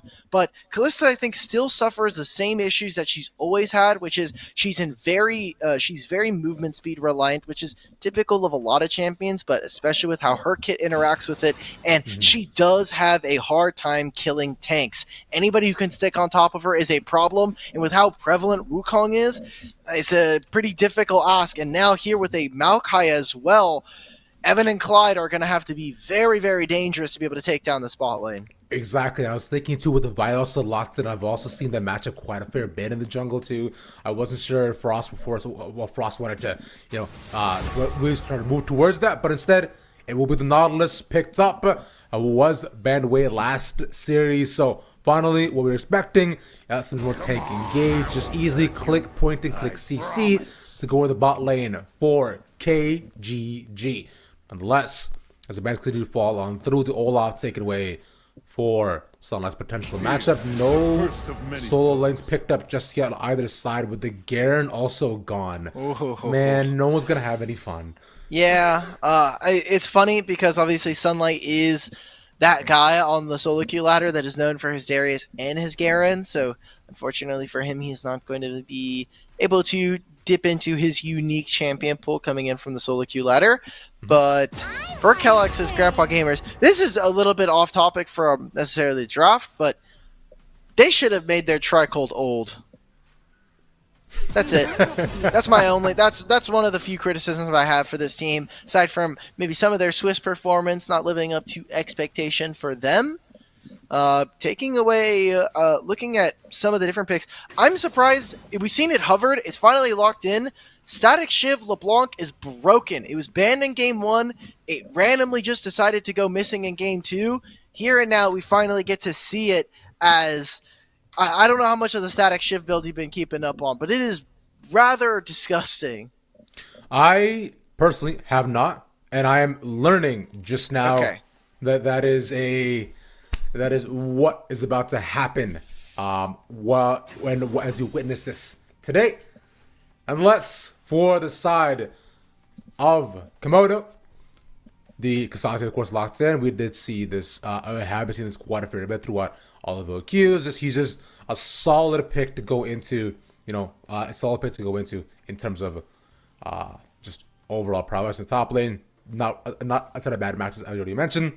And for Sarcasm, let's see what the final pick is to go into the LeBlanc. In order to pick up something safe, and yes, they do. The Lissandra is not taken. Nice. So Doxa has been playing this. Did have at least one game. He is one of the few mids that were playing a lot of different champions. We actually saw him pull out the Cassiopeia, which later on did show up in Challengers League that same day. Picking up the Lissandra as well. It provides so much utility. I'm kind of surprised that Kelix's Grandpa Gamers did not get rid of this. Yes, the Olaf would have been an okay matchup for whatever they were going for. It looks like we are going to be seeing LeBlanc top potentially here. Maybe they even try to go for the... Oh! Okay. I'm going to wait for them to stop hovering stuff before I even say anything, because if this is Aurelia and Soul top lane, respect. We're going to wait. until we get to that point, I did want to say Lissandra counters this entire team. Which kind of sucks for them and is a great thing for Komodo. So we'll see how they go over that hump. Yeah, this is interesting. You were saying how Sunlight, has this very interesting niche picks to go into the top lane, and by niche you were saying Darius and Garen just seen as a competitor play, but this is about as niche as it gets. Taking a soul top is crazy, and I'm just interested. Now he is up against the Cassante, which can't exactly outrange him, but he can get pretty close. To try to fight against it. Decent amount of poke between the two. He can also Aso can also try to land the stun, but I don't know if he does a ton to Cassante in this matchup personally, especially as you scale on layers to watch the entire game. But this Lissandra pick is extremely based overall. Dimitri, your thoughts? I mean, it certainly is a pick of all time. I love it for what it actually does for the composition, but when we're looking at this team, you see when you have... So the Kalista is very good for the early game. It can get you some early spikes. It can get you some early kills, especially when we have the Vi in the opposite side. LeBlanc does have a bit of a weird build path right now where she doesn't... If she is going for static shift, you're buying it first, and so you're going to have to wait. While all of the items that you have are AD, does go for the fleet footwork, and it provides a lot of interesting wave clear. She auto-attacks the minion wave, presses W, and it's gone, which is not too unlike the normal LeBlanc build, but it is different, and it will operate a lot more like a regular AD LeBlanc than AP. She will build AP as the game goes on, and they have an Aurelion Soul where up against this composition, there are not many players, not many champions on the side of Komodos that deal with an Aurelion Soul as well. So we'll see what Kellogg's Grandpa's gamers can do. They do have some early game plays to go for, but really indexing into the later part of the game. This is going to be fun, I'd say. We watch this where they very close eye for what the KGG decided to pull out for us. I just gotta know what Kellogg's thinking at this point. Look, I know Ka's been around for a while. He's been he's seen the overall amateur scene evolve and grow into what it is today, and now where we stand, where we sit. This is the current point where he's bringing together a bunch of friends to come play some League of Legends and decide to see what they could do. I am waiting with braided breath and an open heart. On the other end, though, that's an actual standard competition for Komodo, right? What they have makes sense. So I'm okay with that at least.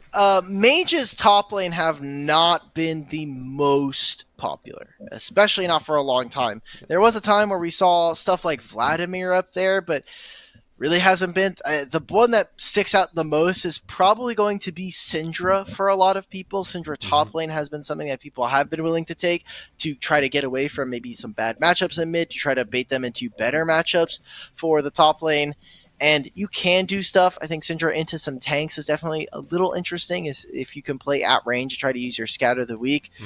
But Aurelion Soul early on doesn't have the best wave clear. It obviously is I think, a pretty greedy pick for the side of Kellogg's Grandpa gamers. We'll see what they can do. When you have this Kalista, I want to see for RBM to play towards the bottom side. And to see Kellogg's return to the stage, I think is super cool. It's a guy that has a lot of experience and specifically has taken down some TSMs in the past alongside Kellogg's. So there's a lot of cool shared history between the jungler and one of the managers for this team, bringing it on through, trying to make that promotion tournament fun. Now, I don't know if I don't know how many TSMs he's going to be able to take down after the season, but hopefully he gets to take down at least one more for his sake. Maybe. Always possible, but it's it's looking less and less likely. We'll get, we have a lot of games to play, obviously, and there might not be a TSN team for him to face at the end of the year. We'll see what ends up happening. Yeah, might not be. Perhaps you might see TSM on your end of the rift, not Dimitri. Hey, that was one guest spot, okay? That was 1 week. Maybe we'll see what happens next year. Either way, as we get into this game, Komodo, our 6th seed, going up against the 10th seed here.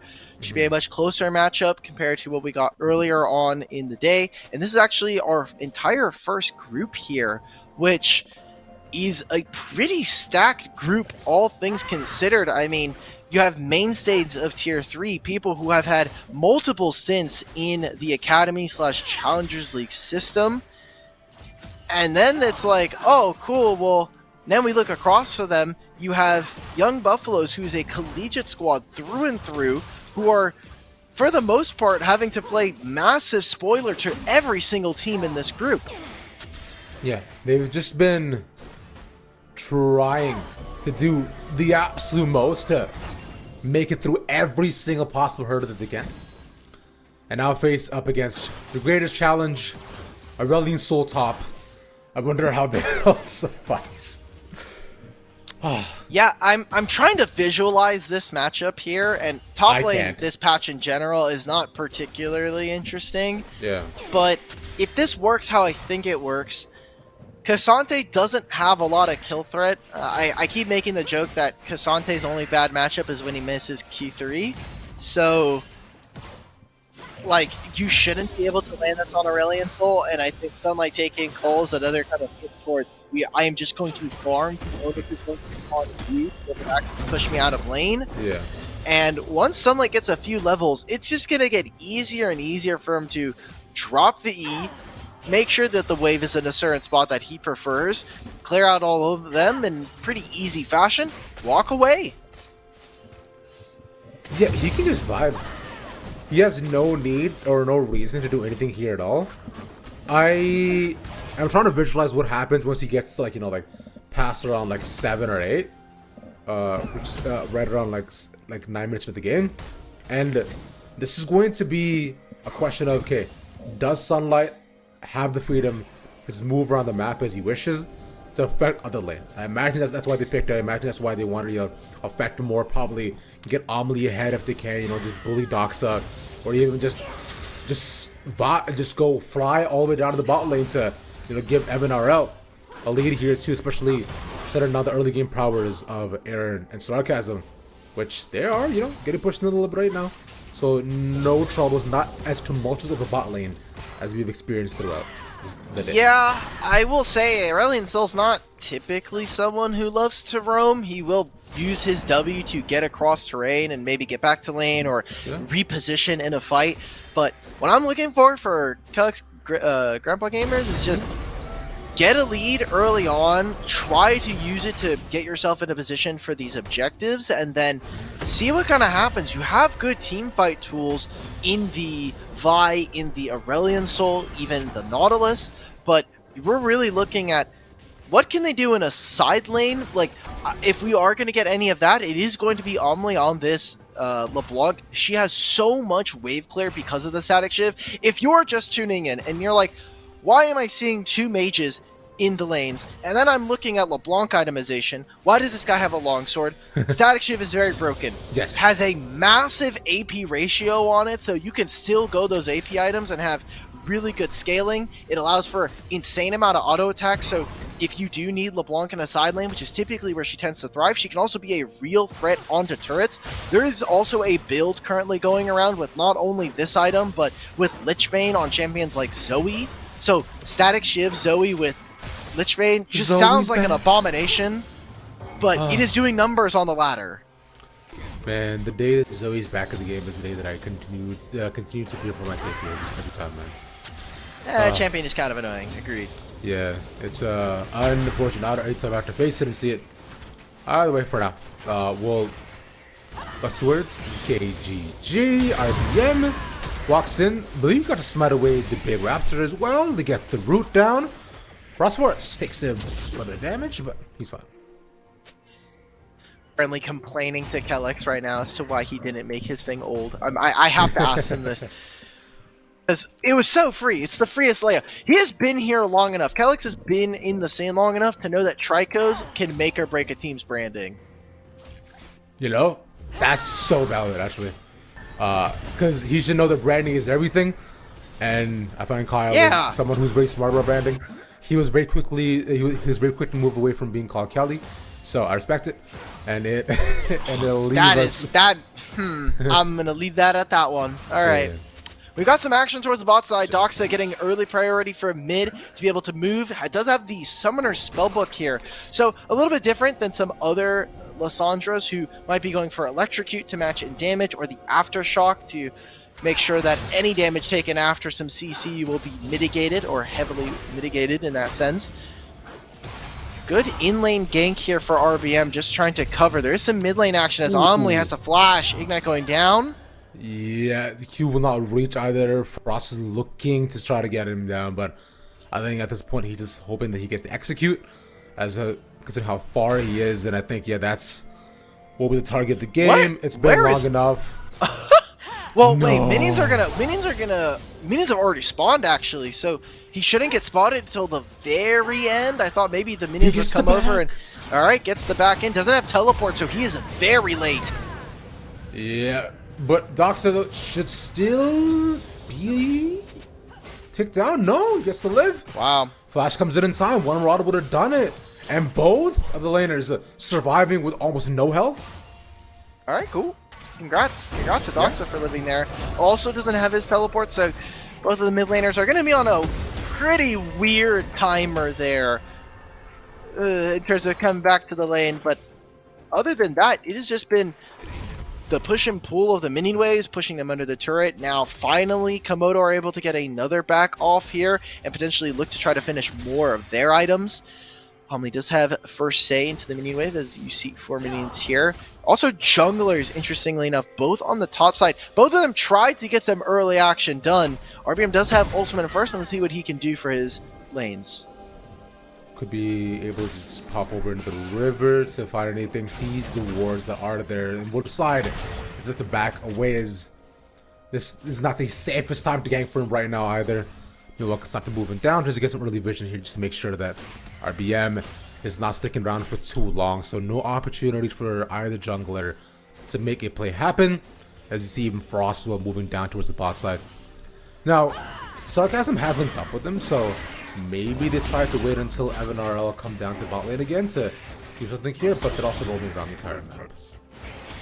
Ooh, RBM getting that Rift Herald will mean that they can try to affect the sides, try to go for some early turret plates. Again, Omli is one of those guys that you could try to play for with this AD LeBlanc, or with this Static Shiv LeBlanc build. I have to remember it's not AD, it's just this item that has some of the weirdest build path. It is very weak until you finish this item. Until you're able to get that Static Shiv, it is not very fun. Now, Sunlight does not have the W anymore. Oh, this is tough. He pulls him back. That was so sick from my bud. Q3 lands. Mabud finds that solo kill, opening up a lane here for Komodos to play. Their bot lane has been farming out pretty well. They've been able to get some chick damage onto the structure, grab themselves a plate, Dragon going over to the side of Komodos, and they're feeling pretty good about their chances right now, as onus is kind of on them to get things done. I don't want to say that the scaling goes in any particular way, but typically when you have an Aurelion Soul, you're feeling pretty good about your chances come 30-45 minutes. Yeah, you're feeling fine and dandy because you're thinking that the stars will fall and the entire screen will shake, and suddenly a team fight that was not in your favor, every single member is just stuck in the middle of the lane, able to go nowhere at all. The giant stun that it is, we got a lot of time until that happens though. Like Sunlight is, keeping up a farm at least, right? He's pushing and pulling with the waves that we're saying, and you were right as well too. He's just looking to get as much as possible. Frostwell pops over. We'll lock him down, knocks him back. Using the ultimate to keep him in place as long as possible. The CC chain is clean. And Sunlight goes down again. All right, I'm gonna go check analytics at this point. We're gonna do some analytic diving here because Okay. I can't imagine this is how the matchup is supposed to go. I think Sunlight may have wanted something like a Rylai's. I'm gonna hold that. Omni and RBM are on their way to make this play happen. Teleports in. Yep, that's the knockup. Aaron's already down. Sarcasm up next. Using the ultimate on the tower for RBM to allow him to survive. That's still one taken back by Doxa. Bubble not landing. RBM the next target. One more auto should take it. Doxa is moving, is speeding, his Q is not landing. They're not able to get him, and the auto will get him. All right, Ravish, What? that's really bad. That is really bad as a Kellex Grandpa gamer there. Maybe showing their age a little bit as they are losing on every lane now. Yeah. Omni made that roam to try to make it happen, but is not able to get anything from it. And they might try to make this play on Omni, who has no mana, which typically is an indictment against LeBlanc, but with this build, can contest on the wave. Top lane gets solo killed twice, and that bottom lane dive, they're only able to get one kill, but they trade so much for it. So, I mean, it is just getting better and better for Komodo here. Their tank is getting tankier, the top lane is not looking good. What can they do? I feel like I usually ask you this question, so I'm gonna say not much at all. No, they're not completely just forsaken out of the game just yet.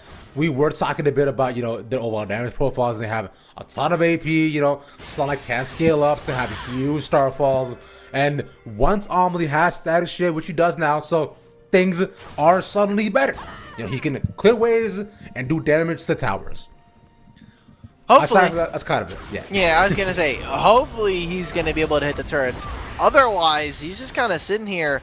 You can see Omni start to trade a little bit. The ultimate does come out. Maokai's over the wall. Ooh, clean combo. flash by Frost. Ooh, and they can make this play immediately into bot side. So with the Rift Herald being spawned here, this could get better and better for Komodo gamers. Teleport in, but Bud's going to try to make this play. Yeah, they do get the hook back too, but Bud is now once again in the bubble lands. He's not able to follow forward onto getting Clyde, and they do also try to find something else on the other end if they can. RBM gets a skill stopwatch to stop him. Cannot find the full kill, and Sarcasm will take it. All right, well, 2,000 gold in the lead now. More turret plates falling. Sunlight's going to just have to hope that he's able to make good on that play. Because my bud teleported down. They almost got a second kill onto Clyde here. But so close, no cigar. I mean, Komodo just finds so many more kills. Kellex's Grandpa Gamers just falling behind. Maybe a little bit too early for them. We did have rolling start, allegedly. So, maybe they're still waking up. But a lot of these guys are East Coasters. So it's middle of the day. It's about 3:30 EST. So Maybe it's past the bedtime here. Maybe we're getting close to curfew. There we go. Lands Callista ults. Not gonna be able to do much more than that. Clyde with the one to fall. And KGG again. An attempt to proactive play turns on its head. Yeah, it just gets worse and worse from here. They couldn't take the option to try to go for farm. RBM had most of his camps up, but just not able to do anything there. Now Komodo will have come off of a reset, finished their items, and are just going to take over this Dragon Pit. So the only side that KGG can do is go for the Rift Tail, try to play towards your top side, try to get something of a turret early on, as Mabud, with that teleport bot lane, did leave Sunlight alone and allowed him to get some damage onto the turret, just not enough meaningfully. So this Rift Charge is going to be very important coming up in a few seconds. Yeah, this is going to be huge, especially for the side of KGG to get something back in this game. They're already moving up and around. Mabud is there. He senses the trouble and elects to move back. Smart play by him as the rest of the team is now here, so they have topside control. Only question has to be now is if they can take control of it, and yeah, both teams decide to just trade neutrals. Aaron, this entire time, will take the bottom tier 1. As you see, KGG are trading for the top side. It's taking a pretty long time. There you go. Callista finally finishing it. And Callista has her boots, has the Rage Blade as well. will be giving her additional magic and armor penetration as the game goes on. It's just so tough because you're going to have to sink so many spears into the likes of Mabud, into Frost Force, who's only getting tankier and tankier, getting more and more HP here. We'll see what Evan goes for next. I think Blade of the Rune King would serve him quite well, as Aaron as well, going for his second item, going to be picking up the Gale Force. Okay, they come out currently even with KGG by getting a second turret. We need to see them up the tempo a little bit, kind of find some of those shutdowns that are on the side of Komodo. I don't know how well they'll do in getting Mabud, but I think Doxa should be a much easier target for themselves if they can find him around the map. Currently, he is topside, but so is Frost Force. Huge ultimate. Sarcasm and Aaron the first targets. And Aaron will not be so lucky. Another one taken too. Has the ultimate in the entire fight as you see Sunlight move around it all. And Evan RL gets his third of the game. Aaron, there has been one criticism, I think, for this player throughout his career in the last year, and has been a little bit of his positioning. Sometimes does tend to be caught out, doesn't necessarily put himself in the best situations, as we're going to continue this fight now. Mabud joins, and he just gets 2 for his team. Everfrost also lands 2 on Clash, so that means he's not going nowhere. And Doxa managed to get 1 back for what was a tumultuous fight for themselves. Every single time with the KGG, they have come out on top. It's Komodo. So even the scales and stay ahead right now by 2,000 gold.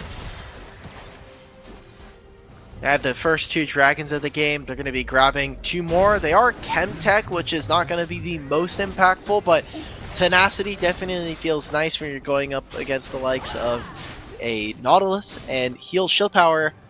What? How did Omni just die? He was like full health. What just happened? He's just dead in mid. Yeah, that's a. Huh? Also, I feel like, if you're like a LeBlanc, you have tools of escaping, but he has a flash, brother man. How did we die there? Okay, well, that's not good. Certainly not. Hot take here. Dying's pretty bad. Komodo, find that kill, grab an additional bit of gold for themselves as Sarcasm. He's like, oh, cool, you're going to try and go in on me? Well, my jungler's here. Riftchild is going to be spawned. And everybody from the side of Komodo are collapsing into mid. That has been mostly the meta so far, is side lanes playing into mid here. As Clyde should be caught out. Yeah, knock up too. Clyde bounced around like a ragdoll, but it's not enough to tear the arms off of him. He'll get to walk away, and nothing more will be taken. Wow. That was an awfully violent, call. Damn. I don't know how I feel about that one. And, Nautilus is pretty big, so those arms are sizable in nature. But true. I mean, he's just all alone. He got abandoned by his crew. He got left underwater. Feels a little bit mean. Yeah, I mean, sucks to suck, bro. You should have been more of an asset. Oh! Alright, my bad. Yeah. My bad. Nautilus, I was trying to defend you, but he just wants to take pot shots at you. You're lucky Axeman isn't here. All battery, the Nautilus apologizes. Look. Axe is currently on CB Low English. I gotta defend him where I can. 40 seconds before this dragon. Yeah. Galaxy Grandpa Gamers, it feels like kind of the last vestige. If they can't stop this, they're going to have to wait till the Soul to really try to contest. You already see Sunlight's on his way down here. Omli's teleport is going to be on the way soon. Doxa does have his own teleport, but taking the Ghost as well is just going to try to use this, get his own summoner spell. I wonder if he has another spellbook shard waiting to be used here, and he's just trying to do some cheeky stuff with a Ghost Smite combo.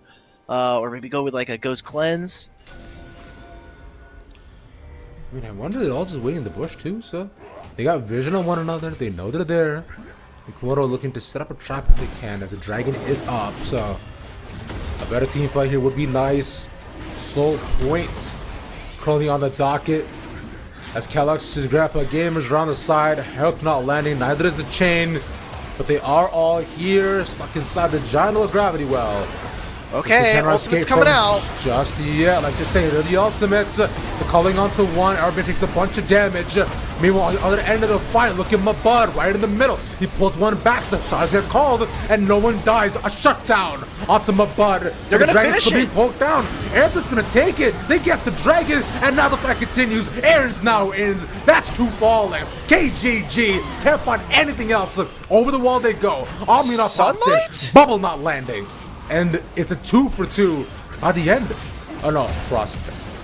Yeah, Frost. Oh, so close. Sunlight got a ton of damage in that fight. Went 2 for 2 on the trade. And I thought some of the target prioritization from both teams was a bit strange. RBM using the Vault Breaker and the Cease and Desist combo on Lysandra does feel a bit weird. And then afterwards, we saw that Doxa then using as well the Frozen Tomb on that same target, just trying to get the first kill, trying to get the jungler out of the pit. Komodo's now 4 minutes away from a potential soul for themselves, but I'm getting a little bit worried here. No one was firing away at Sunlight. The entire front line of KGG providing enough time for the Star Dragon to put down Deeps. Yeah, and now we'll look towards setting in the top side of the map. A soul point in their hands. Komodo present another threat for themselves, but KGG are still within this game, looking to fight things out for as long as they can. Playing a pretty proactive role in matching the positions that where Komodo are, with them being so aware of one another. Just lay wait at a standstill until this mid-turn gets opened up. Should be going down pretty soon. You see how already the solo lanes here for Komodo are making their way to clear out vision, get priority over the mid lane. And I wonder... Okay, so Doxus is trying to use that. I was thinking there's a lot of people hovering towards this top side. Is there a potential for them to start up a Baron super early on? We're going to be moving away. Without Aaron there, I think it is a lost cause. For KGG, they are not really attending to a lot of their side lanes, so missing out on some gold by playing this ARAM style, you would want it to them to see to really kind of get to this point, but by being late to the side lanes, it's going to allow for this weird seesaw where Komodo will have access to mid first to be able to push, go back out onto it, and this leads to KGG reacting a lot of the time to what Komodo want to do. And that's been just the kind of theme of the day that we talked about already, right? It's just the team on the losing side gets caught in a trap where they just assume that we have to wait for the opposition to make a play before we can look to make a better one, which ultimately is not true. And now they're caught, and now they're stuck in the sunk cost fallacy, where they're hoping that Komodo takes first blood, and then they can look to find something else off of that. So now we're stuck in between, waiting to see which side's pokes first. Dragon spawning in 2 minutes. Should be a bunch of farming right now. We're not seeing too many proactive looks from either team. Yeah. And finally, Sunlight gets the Rhyolized Crystal Scepter. So 3 items here for Aurelion Soul. Has the Skies Descend as well. Very real that we see KGG with a scaling victory here. Again, the onus was really on Komodo early on. Get something done, try to get yourself in a dragon stacking position, and they will have this soul coming up. It is not the most impactful soul, and there's even some argument, I think, for we may be looking at a Baron/Elder situation where both teams are fighting for those objectives over this soul. I think if KGG are smart, they get vision on the bottom side, make sure that you know when Komodo are going to start this dragon, and just go for the Baron. You have Aurelion Soul to take this very fast alongside a Callista. This is a very good way to keep yourself in the game and potentially start to open up leads for yourself. We were speaking at the beginning of draft here too, where Evan RL might have some trouble getting through the big beefy boys that are currently getting on Komodo. And that's the first one they gotta take. Push out the ultimate, a lot is being put down. And then barely Clyde gets saved, the Skies Descend, and Frost is explode. Oh no, maybe oh no! One more!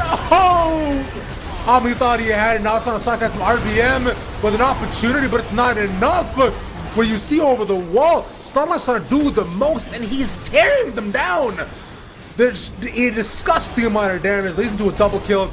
Perhaps the third, Sarcasm has to flash, and finally this Ace Soul's a threat. There, the dragon's gonna be spawning now. Callista can move over. Sunlight showing off why Aurelion Soul Top is something it may be.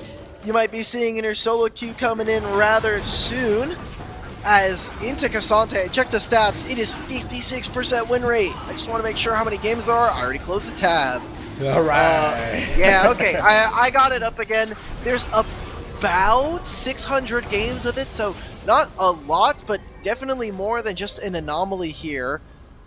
Now, they've gotten themselves a dragon they can reset. I'm looking for how Komodo will be able to start this. You already see, recognizing that if they fall behind at any point, the Baron could be the call for Kellex Grandpa Gamers. And now he's starting to shred on this Aurelion Soul. Nobody able to threaten him. And it's because Komodo are using all the tools to kill multiple different people on KGG, but not necessarily Sunlight. So threat overload comp, you're looking at trying to catch out the Vi, you're trying to catch out this LeBlanc. And meanwhile, Aurelion Soul, the silent killer in all of this. Yeah, he's like a fart. You don't know when he's coming, but when he does, it's abundant. I don't know about that one. Yeah, I'm gonna veto that. I don't know if I want to call Sunlight a fart. I'm just gonna let that stand. You can hold that one. They're gonna start the Baron. Yeah. Komodo want to force the issue. Still stuck around here too, like you said, Komodo have gotten to just about half RBMs. They're on the side of Clyde, also there too. The rest of KGG in the corner. This could be just a possible bait. Remember, Sunlight is the person to look at, and they're still on the Baron, still poking away, holding it at just under half. One after another, the Skies send a decent amount of damage to poke them about a fourth. And they find one in the bush. That stocks the gun. It's up and not there anymore either. But now they will all fall in. That's another taken. Sunlight is dead. Clyde is dead. And Komodo find the fight they need. The rest of them poking down again in the targets exactly as they want to. Oh my god. Omni barely gets out by using the flash, but it's a mere formality for them. As finally Sunlight is taken down. Didn't have the flash available to him. They used all of his spells on the tanks there. And the rest of his team is firing away at Doxa on a flank, so what looked good for KGG turned into a massively winning play. And even without the Baron, they're going to be able to take a mid-tier 2 during all of this. Dragon spawning in 2.5 minutes. Komodo are looking more than strong to be able to take that soul. And now, this is truly a position where they just have to close out the entire game, right? They've had control for a bit. We saw KGG have some good power points and a couple of good fights where you're thinking, you know, maybe they have an opportunity to really claw back here. And as of right now, just seems to be unfeasible. Perhaps, you know, Sunlight stays alive for another fight and then they get to run this back for longer. But maybe we'll find out once the dragon does come back up. For now, though, Baron looks to be pushing every side lane they can. Baron is so important, as we've seen Komodo really be a little bit more attentive so far in this series to their side lanes than KGG. You already see Doxa is getting to that part now. Sunlight is also going down bot lane. He's going to push out this bottom lane wave. It'll give them a lot of space to be able to buy this. I love that Mabutta is doing this. Because there's no tier 1, he can catch the wave very high, and it cuts off their ability, cuts off a lot of this. And if Komodo want, as you already see, they're starting to posture the way that they're on the map right now, they could just try to open an inhibitor tower here, saying, screw the dragon, you can have the second one, we'll just go ahead and open your base. They can just continue on pushing forward, take the much more valuable prospect, as is the possible Nexus. After taking the first game as BO3 in the bracket. Just no matter the results of this particular game, there will be at least one more game for us to be watching. True. Dragon in a minute, you saw them actually recalling using some of those Baron timers, and now even catching the bottom wave. So after grabbing the top tier 2, they got the wave in, they used mid lane, same thing, by catching it high, they got a wave under the turret there, even with Omni cutting it off. And they're just now back in time for this. You have a Maokai who's providing so much utility, so much control over the map thanks to his saplings here. Doxa, perfectly timed, pushes in the wave, notices that, hey, nobody's on the map. I can only see Aurelion Soul. I need to be able to back up. Teleport here for Mabud as he tries to eventually look for a solo kill on someone. Yeah, they use the ultimate onto RBM. And now the next target is Evan RL. Sunlight does a bunch of damage, but so does Aaron, a triple kill for the ADC. Oh, so close there. I thought maybe Aurelion Soul was able to do that. We've seen a lot of Aurelion Soul plays. They're going to grab the final outer structure here. They may have made a small trade. It's 3 kills. They got a turret on top of it. Komodo, even if they don't want to go for this, which they should, you look at how big this mini wave is, 2 cannons should be the inhibitors being opened up. Maybe they can go for the end. Death timers are a little bit long, but Evan RL coming up in 5, just going to dissuade that. They're going to back, take over this dragon, get the soul, put themselves in a more than comfortable position. 11,000 gold up. That is expeditiously the point of no return. And now with Soul as well in their hands, this should just be another moment where we wait for the game to be ended by one team. Or they can wait in the bush and perhaps set up a trap. They go over, Doc's the first target, he goes down so quickly! Whoa! McLeod with the next target, and then find another fight again. Remember, they gotta get onto Aaron, but no one's even near him. Nobody can touch him. It's RBM over the wall. He is stopwatch, but he's also dead. And that's the next targets. The ace, possibly, you can take it. One more, triple kill, quadra. There's the calling, goes forward. Pentakill for Aaron. There we go. We said that the first game may have not been as interesting there. But here and now, KGG, they're going to fall Komodo with 27-9, just using the dragon as a platform, as a call to action for the Grandpa Gamers. Probably going to send them into retirement a little bit earlier than they were expecting here. They're going to open up the base. Yeah, will be it after Penta. I think there's not much more you can do to recover from that. Komodo, from the beginning, to take their winning sides, use them to their full breadth and advantage. And the KGG got to do some thinking. I respect some of the plays and some of the picks, but it was not enough. There was way too much cooking in that kitchen. They gave us burnt food, unfortunately. That was there was too much spice, unfortunately, and not enough substance for the side of KGG. So we'll see what they can do. Let's see what they're cooking up the drafts for game 2 as is best of 3. 1 game away though from potentially seeing Young Buffaloes up against the Grandpa Gamers. And a very contested seed, as still the winner of this will be playing up against Winthrop, which is our 2nd seed. So far, maybe in our group, our higher seeds are looking good. Apparently on the other stream, there's maybe not so much good luck for our 1st seed Mirage Alliance. Yeah, Mirage has been having a tough time, but we'll see if the KGG can go ahead and buy themselves an air fryer. Going to game 2, we'll find out after this break.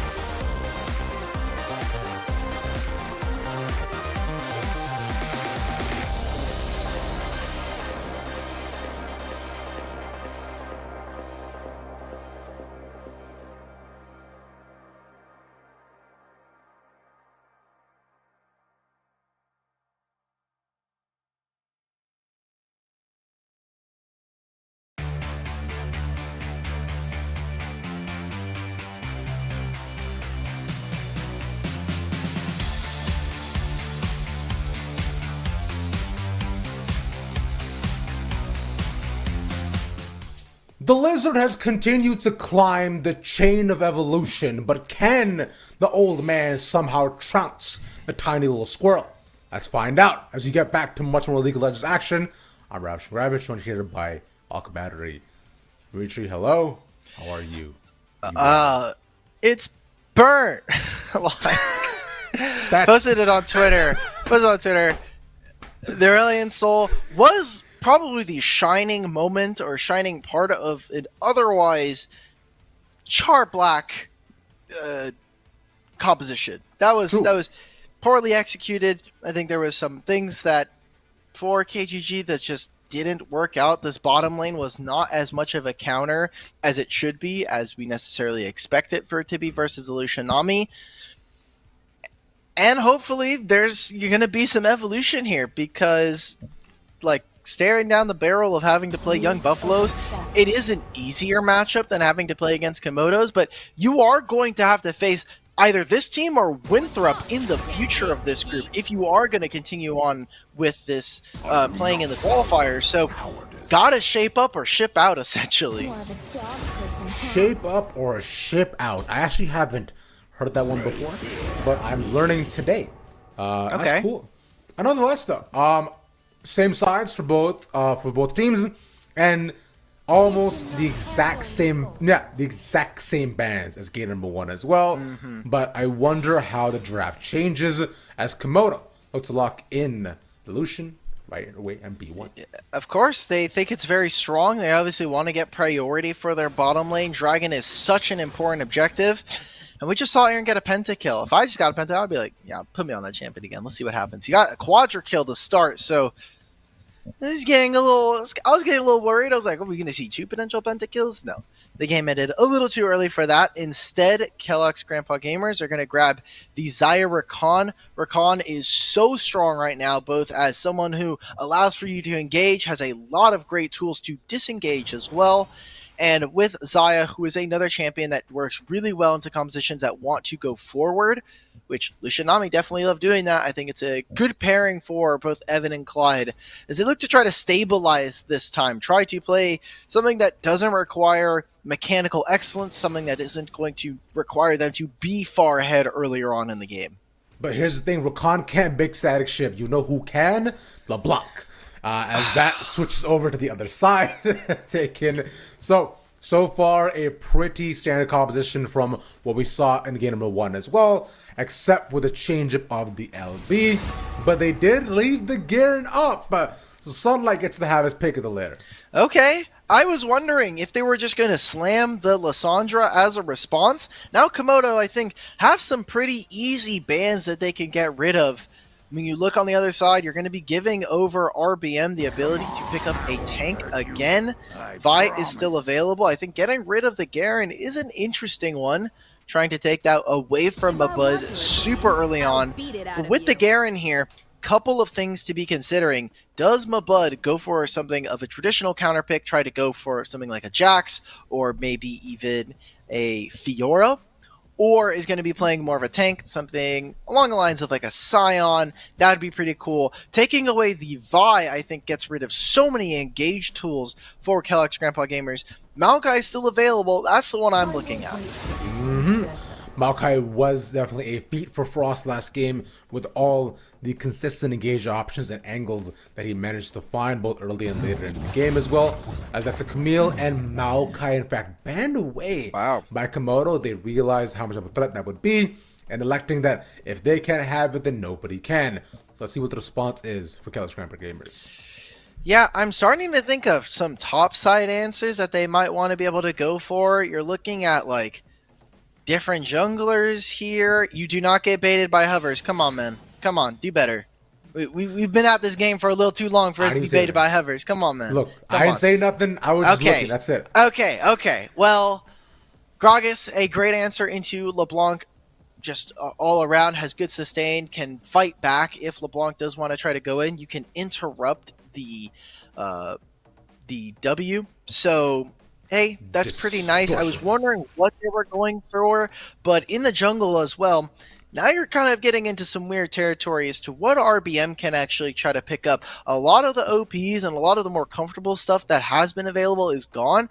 Wukong still here, and still something they can do if they're going to try to destabilize top lane with a Garen. I do kind of like that combo going into Gnar. And with the Gnar being the poke option, instead they'll take out the Poppy. Okay, so like you were saying, this team wants to go forward. Well, Poppy stops you dead in your tracks and allows that to not happen. I'm not going to say anything, but I like the Poppy pick for Komodo. Yeah, Poppy's really, really good in this situation. Feeds more into that composition that we had talked about at the beginning of draft, where every single one of these champions, they move forward. That's it. They use all their spells going in one direction, and then for Kellex Grandpa Gamers, I think they have a good punchback. They just need to be able to survive that first hit. And not a lot of these champions, barring the Lucian, does have a very strong first throw. So for Kellex Grandpa Gamers, if they can survive, they have so much resiliency, they have great re-engage with something like the Rakan. They don't need to be the first ones onto a play. They can be, but Poppy is definitely going to be super influential in that. We'll see how Evan can play with the Zaya. And I'm looking forward to get RBM on Moodier because that is a staple pick for him in his career. He has almost always pulled this out in any game, feeling more than confident, especially after the rework. Udyr has been a very prominent pick in general, all across solo queue and many different ladders, I find. Very, very strong.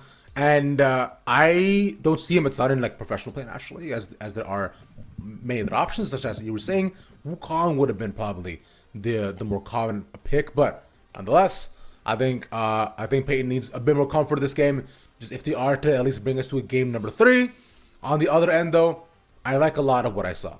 The Gnar is also a great pick into the Garen. I'm excited to see Frost under the champion, especially this Poppy pick, which will be based, and of course the run back of the Lucian Nami in the bot lane for Komodo. Both positive things. I want to see Komodo again playing aggressively. You have LeBlanc in mid lane until Gragas starts to pick up items, and more often for Omni, we'll have to actually go AP in this game with where they are at. Could go tank, and then you force RBM to go Demonic Embrace and try to pick up some different kind of tanky items to play that AP Bruiser Udyr. Then he is not also going to be able to match the wave clear of Doxa, who then can move over very quickly, get down into the bottom lane, force some summoner spells, try to bait out an ultimate or two from Evan and Clyde. Top lane's not going to be as fun as maybe we were expecting, although Gnar is a very bad matchup into Garen. If Garen can get on top of him, the second that you do not have the hop or you're missing out on Qs, he is just going to run you over after getting Stride Breaker. Gnar, this is a match I played a lot before. I remember when I used to train a lot more top lane with Joshi. This was a pretty common matchup then, because I would get to play the Gnar and then he'd play Garen. He'd naturally still win, but this is what I was told was, you can play very effectively in this lane as long as you just manage to stop his regen and don't get caught by his Q. Gnar does quite well. Now, over time, Gnar's become a lot squishier, but because of the hybrid model that you currently do present, right, you can look to control the lane and the wave pretty substantially, which is what I imagine Komodo wants to do, especially as Poppy will not be there to make a ton of difference early on in the game. Because once you get to level 6, there is a giant threat of that just smite coming down to take the possibilities away. And Sunlight, I imagine, has played this matchup a ton of times. It's quite proficient in it. So a runaway Garen is also another thing that we have to watch out for the side of KGG. I thought it was super fun to see the fact that one of the things that is really cool about qualifiers is that there are players who obviously know each other and they have tendencies on the solo queue ladder. The biggest one is the Darius and the Garen bans away from Sunlight. Those are his claim to fame from solo queue. RBM's Kha'Zix is famous in the community. He has almost always played this champion, and he has done very, very well on it in the past. So those champions are going to be the ones that we saw banned earlier on, and hey, it's just super cool that we're getting kind of away from the meta that, when you look at pro play, is very, very stagnant. There are just only now some picks starting to come back and start to resurface. I think people are getting bored of the patch, and so they're experimenting a little bit. They're taking the gentleman's agreement of saying no Zeri Yumi and trying out some different things, which does lead to experimentation. It leads to new trends. Here in Tier 3, we don't have to worry about all that. We've got players who are like Kindred one tricks, or we've got some Yumi mains. That's cool. Keep doing you. How long has Zeri Yumi been prevalent in the meta for? I can't remember a time where... A year and a half, probably, since her release. Christ. I mean, Yumi was broken, and then Yumi got reworked. Yeah. So that wasn't available. So it was Zeri Lulu for the longest time because she literally wasn't available. And then with the Yumi changes, Zeri got strong. So then they tuned Zeri again because before she used to start off the game with on hit. Then they were like, we're gonna incentivize crit, and then they buffed Triforce again for some reason. So that happened, and so now she's on hit again, and they're nerfing her so that only her crit works, and they're still nerfing her because she has too much presence. That doesn't even matter. We don't even have a Zeri or a Yumi this game. That's true. We don't. We have much more other exciting champions to look at, like Poppy and Udyr, who will do great things for us, I'm sure. Hopefully. I've only ever experienced Raw as Udyr, I would say, over time, and you know what? It's pretty good. I think you guys actually played a lot in Clash too. He's grown quite proficient at it. I'd say. Funnily enough, I used to play a lot of old Udyr. I don't think I've played a single game of new Udyr. Minions have spawned. Which is weird because I don't main jungle and I don't play a lot of it, but I do dabble. I did play a Belveth game yesterday and I was very happy with how I played. So I want to see. I think I might pick up some Udyr games later today. You know, it's funny, and this will be my last point on this too. When I was learning jungle, I used to play a lot of Warwick and also old Udyr. New Udyr, I also have not touched either. But aside from that, we'll look back onto what either this Udyr and Poppy do. They're starting on the opposite ends of the map with Poppy with an assist to start, in fact. And the Garen coming out of the lane. They should know this by now, so each jungler should be aware. Well, at least RBM should be aware that Frost starting on the top side of the map because of how late Mabud came to lane. Could have also been like you're saying, could assume that Frost Force is starting on the top side, but very easily, unless they show on vision, RBM could operate with the knowledge that maybe he tries to reverse clear, maybe he tries to do something. We have our junglers moving to opposite sides of the map this time. RBM wanting to end on the top side and make sure that he's there for the Garen, and maybe if he can pull back this wave. The wave has been under the turret, which means it will push out for Komodos and eventually end up on Sunlight's side. Yeah. That could be an angle for them to get the Summoner spell or a kill out of Mabud. Yeah, because it is a pretty fat wave as well that we have coming in right now. So Sunlight can just slow clear this team, especially now with Anar proccing his Mega as well.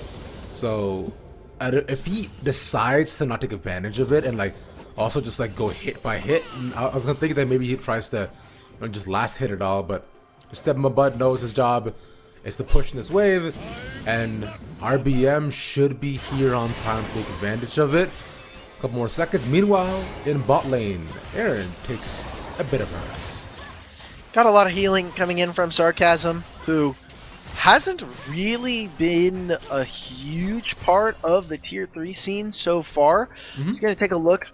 Yeah, I mean, he played originally was on the TCM Juniors roster with Johnson, who was the former FlyQuest. Was on the FlyQuest roster for so long last year. Then on Team Ambition for a little bit. He was on AoE. He currently goes to North Texas, but played on Team Ambition in the beginning of this year. Was actually the jungler there. Coming back this year, I'm kind of interested to see because now he's role swapping to support, and we'll have to learn an entirely new skill set on an entirely different team. So having to start over from frame 1 basically is definitely a trouble that has happened to a lot of qualifier teams over the splits and just over the years in general. And we mentioned already throughout this entire TT tournament how many role swaps we have. Let's talk a bit more about that as Frost just gets spotted on the ward. Even though the bubble lands, there will be no opportunities to take advantage of the possible gank as Evan RL and Clyde we're just far forward with the wave. They know they can't fight against this. And now with Frost also gone, RBM sets up for a lane game. And already seen here, and they can actually trim this wave. Frostforce not even bothering to feign like he was going to go bot lane. Knows as soon as that gank isn't going to be happening, just go for a full clear. There is so much punishment for not going for full clears. If you cannot get a kill off, then it is very, you're incentivized to go and clear your camps. even with the treats that are available to you, there's just not enough time. Once you start getting treats in and you have more than like 2 or 3, then it gets a little messy because then you're like, oh, I really have to catch up. There's a certain point where you're going to be over farming your camps and maybe not necessarily going for objectives.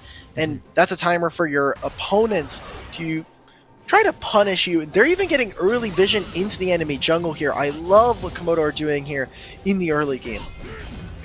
Yeah. Cool. Last time too didn't have a ton of opportunities to, start to push the tempo early on, so taking a much more proactive approach. Speaking of which, RBM decides to take a fairly early dragon by himself. His bot lane has not been able to move up fully just yet, sees all the action coming in. Sarcasm and Frost are on one side, with Aaron still staying in the lane, recognizing how Evan RL and Clyde are centering towards it, with even Doxa here. A potential fight could be upon us. Doxa does not have a great ultimate here. Omni does, and he just teleported back into the mid-wave, so gonna grab Kellex Grandpa's Gamer, a early dragon here, which is always going to be pretty nice. We'll set them up potentially for a stacking win condition, something that'll hopefully give them some combat power here. So no Cloud Drake, there will be no Ocean Drake.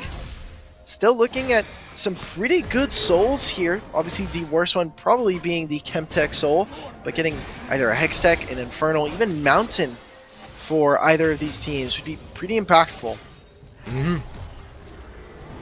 It was last game though that Komodo was able to stack up 2 dragons pretty easily. But as of right now, Frost Forest stops the engage and flashes over the wall just barely. Aaron staying alive with the healing and the Summoner Spell proc. Good hands from Frost Force to dodge out on the grand entrance. Has to still use the flash.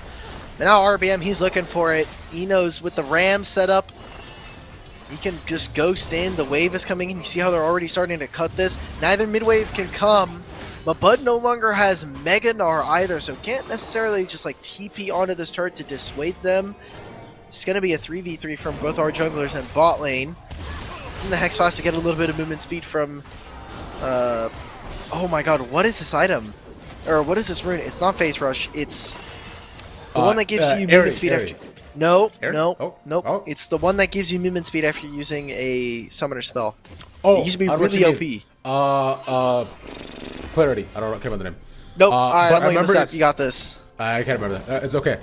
Anyways, you find out. But aside from that, though, the gank was sorted consistently, right? RBM able to find an angle towards the bot lane, and they survive. So I think that's a huge W for Sarcasm and Aaron, who just taking a hit after hit, wave after wave.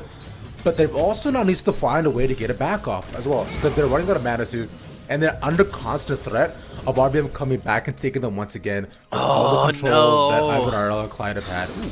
Sunlight's gonna have to miss out on all of this. For Frost should stay. Like, this is such a big wave. You can stop Sunlight from getting this. That is a huge win for your team. Going back and starting the Rift Herald instead. I found out it was Nimbus Cloak. I remember when literally everybody who took this rune was really, really broken. You already see Doxa getting some pretty good poke down already. About half a level up on Omni. Clyde goes in. There's the culling onto him. Gets the Ignite. First blood. Ooh. Exhaust a bit too late. We'll get the flash that as well too. So Aaron, flashless and igniteless, but at least 1 kill up. Very, very happy. And this entire time, Frost Force was taking the Rift Herald, so good plays on either side. Komodo's bot lane able to work independently of their jungler. And not much for Kellex Grandpa's Gamers. They did get the first dragon, and in 2 minutes time, we'll see if they're going to be stifled in their objective or going to be continuing that sack that we've been talking about every single game. Teleport here from a Bud is going to make sure that he's into the lane, and big thing that I want to highlight for KGG is they do have a little bit of a lack of damage. Sunlight does provide some of that. You have the AP build coming out from Omni, but a lot of these are bruisers, people who are not going to have the most amount of damage. And so actually killing members of Komodo is going to get harder and harder as they start to pick up more components that make them more difficult to kill. Frost Force in particular, there's a lot of healing as well coming in from Sarcasm. I don't know if you've been watching too much LPL, but there is a Gnar build going around with Trinity Force and then You get Hullbreaker, so you can play split push and be a really good side lane threat. You're still relevant in team fights, and because of the way that Triforce stacks on turrets, you get so much movement speed on this champion.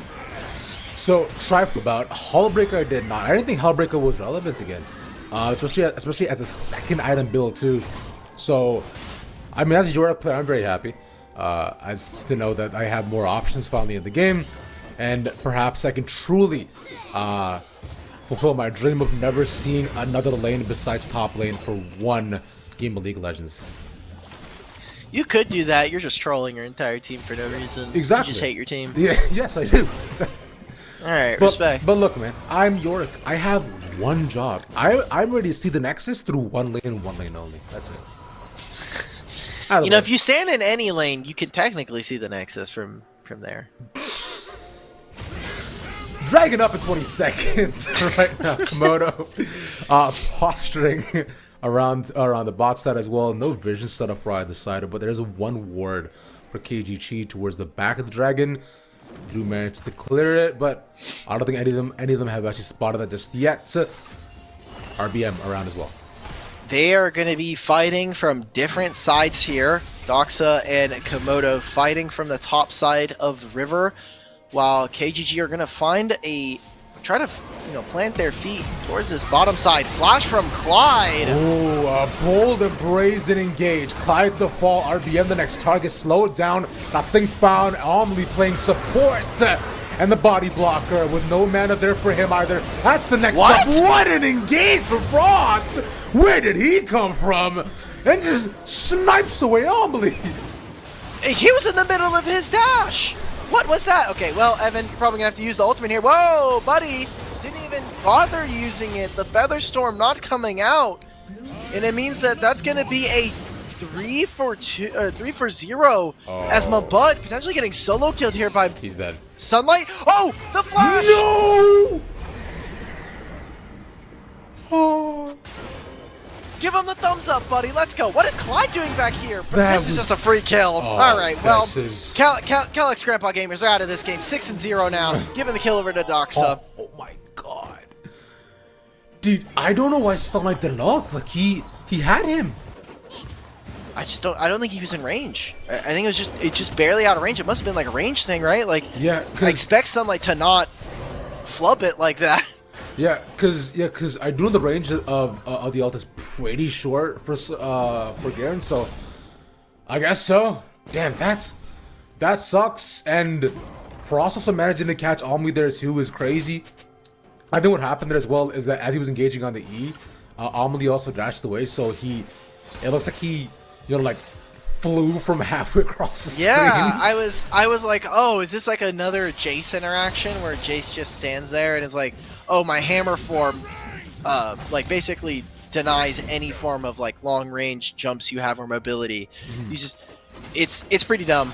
Either way, massive play there for the side of Komodo, who come out with a 4,000, almost 5,000 gold lead now. AGG are going to have to get very, very scrappy, get down in the dirt, maybe look for some different plays. You see the pings from Komodo? They know that their bot lane is sitting there. They know the only play that they have is to kind of make some guerrilla plays. Oh my god, a flash, RBM. That's just it. That's one taken so quickly. And we're... Okay. That's unfortunate, but hey, Mabud actually shouldn't win this. I think Kasana should be able to just poke him down. No. He's out. Oh, but Okay. yeah, he does not have the full item. Can't do Like a anything. Frost Forest. Bull and yeah, Feather Storm. That's one. A retribution at least, but the kill is Doxa, given to Doxa. Clyde. No, he's not dead. Oh! Flash? Oh, he's the flash. There we go. There it is. All right, Sarcasm was tanking it. Frostforest using the Hex Flash. I think Poppy has some of the most skill expression for junglers. Being able to use that Hex Flash, being able to be so creative with this play, with this champion. Finds an opening to not only grab that kill onto RBM, gets over the wall, finds that kill onto the bottom lane. They're able to take another turret here. our 6 seed is just embarrassing our 10 seed right now. Komodo doing everything to make this look as easy as possible, but Abada almost finds the solo kill here. Should be able to get out. He doesn't have the hop, but with no real wave, he can't do anything. KGG also looking like What? a freak. Huh? Wait, he got a solo kill on Toxa. Okay, well, there that goes. Well, Frost is here, almost done with his build. Yeah. Almost done with the Divine Sunder. Should only take one more. Gotta be putting in more damage. Oh, survives through all the damage. In fact, Mobud was aside. They get one back at 2v1, but it's a double kill for my friend, my pal, my bud. Oh, God, 2-0, or 3-0 now for Mabud. Takes all of that. That kill in the mid lane is pretty interesting. There's some shutdowns going over to Kellex Grandpa Gamers. They're not a lot, but there's still gold in the back pocket on top of kills, so able to shorten that up. Objective bounties are still a thing, and the bottom lane here with Evan RL and Clyde, they're going to be able to pick this up, even up some of that gold, bring it closer to about 5 to 6,000. Dragon spawning in a minute. Their late recalls from the bottom lane will mean that they're not available for this play. Teleport coming out from Gnar. No Mega Gnar either, and he just procced it, so really just kind of feels like a fake bit of pressure. Is it able to actually get anything out of it? Yeah. And that's a teleport for free. Yeah, he's looking to farm back up just to see if he could possibly get the bar back, and it is almost there. Puts up the wave. Clyde takes a bit of damage, and Bubble barely not gonna land. KGG getting out of precarious situation. Okay. We'll see. Let's take a look at what exactly they can do. Obviously, we talked about the dragon being something that they could go for, but is splitting on the side. And it looks like Komodo, instead, they want to try to grab as many of these Rift Heralds. KGG are not even contesting for the dragon. They're not willing to cross the river mark. So they're just going to lose out on the play, catching this top side wave. You have mid here for our duo pair. It's 11-3. You need to find picks. You need to be sending it. It's going to look int. I'm going to be real. It's going to look pretty awful when you do it. But you got to get kills. You need to destabilize them. You need to be fishing for summoner spells. The longer you wait for a perfect fight, the less of an opportunity you're going to have to actually win this game. There's no such thing as perfection, and hopefully KGG can recognize that as you get later on in this game, because Doxa certainly does, as he was looking to fish for at least the pick off. Fast enough to get away, and they have no chance to be able to catch up to him. Meanwhile, in the bot lane, the dragon is theirs. I don't know what to say, Ravish. They're not really doing much. I'm going to be real. Mabud has finished that Hull Breaker, so now he is going to be a side lane threat. They got the Rift Herald as well. KGG, similar to our last game, just feel asleep at the wheel. RBM trying to make an invade. This is what we wanted to see. Get aggressive, get into the enemy jungle, try to find something. But it's just not enough for them. As now, maybe setting up for a Death Brush? But if no one checks this, you get nothing for it. Is it a death brush if nobody comes? If a Death Brush is formed in the middle of the woods and no one's there to get caught, there we go. Hey! Sarcasm will hear it. Okay, finally, something taken. And Aaron even taking a bit of poke as well. So, finally KGG finds some health and some hope back. Oh, what a huge poppy ult. I don't think they would have gotten the turret there, but that one hurts. That one's just feel like, oh, well, if we wanted for an engage, we couldn't, even if we really, really, really liked it. Yeah. Now KGG are just kind of A-ramming it. They're neglecting side lanes, and that's going to lead into a bigger farm advantage. You already see Mabud up 40, Doxa up 40. Like, the solo lanes alone can carry a lot of the gold lead here. This is the exact same situation that we saw last game as well. We saw once again that KGG were trying to make proactive plays, but the Komodo on the other end, they're already taking such a substantial lead that it leads us now in a really tough position where they kind of just have to close out the game. Like, although it's not an insurmountable lead, it's still almost 8,000 gold that they're up against. And this should make it about 9,000 with this tower going down. Yeah. It continues to scale more forward. Rift cannot get the second hit out of the tower. Meanwhile, though, Komodo are just denying resources away from Kellex Grandpa game. There's a Baron in 10, and now they have side laners here. Okay, I mean, Doxa just hits the chain. He can W. There's nothing for RBM to do here. Can even use the second Distort if he really wants to. They're just starting up the Baron. This is one of the strengths of this champion now. With the static Shiv, the more AP you build, the much better of a side laner you can be. Doxa probably just going to die here, but that's 4 people with the Baron. He does not have the second distortion just yet, but gets a lot of life. He lives, and they still find an engage onto Sunlight. The hop over from Mabud was so clean. And now Frost looking for the second flash into the wall we go. Clyde jumps back into the fight, and now Frost the rest of the squad to take all of KGG. A double kill for the Nami. As Mabud chases them while Doxa snipes away the kill. 21 minutes. It is 16-5, 10,000 gold lead. Komodos, they've taken control of this game for so long. And it's so interesting, right? The fact that we now have 2 separate builds for solo laners that allow for them to go and split push. Split push has not been a winning strategy. And I still think here, utilizing the objectives, the bear and the dragon are just too powerful. But when you are able to have your cake and eat it too, you can side lane, pull people over, and still get the objective. That is a win-win scenario and a very difficult one for KGG to deal with the gold deficit that they face. KGG now land themselves in a 9k gold deficit. They're down a Baron. They're down tons of towers at this point, and all they can hope for is that either Komodo, ends the game quickly, or some sort of miracle run where RBM gets godlike engages, Amelie gets the greatest barrel known to man, and Evan RL suddenly has 10 kills. Will it happen? Well, find out on the next he's episode. at 0. We got to get 1. Let's put 1 on the board for Evan. Evan RL gets 2 kills. Okay. Good enough. Good enough for me right here. Yeah. Komodo now, they're going to be looking to work the final outer turret here. As Doxa's in mid lane right now, he's just hitting the inhibitor, trying to make this play onto Frost Forest. A lot of damage again. Look at Aaron too. He pops one, but he's caught in the middle. That's Aaron gone. And Sarcasm lands a nice bubble, so they get some things back. But the issue is that their base is falling. Like you All get the solo laners, man. Like you lose so much from that. And the dragon is now coming up, so Mabud could walk over Doxa, and actually the rest of them are going to forego the dragon and look to try to pick up this kill onto RBM, who Sarcasm is just wasting his time right now, trying to get as much of this out of him as possible.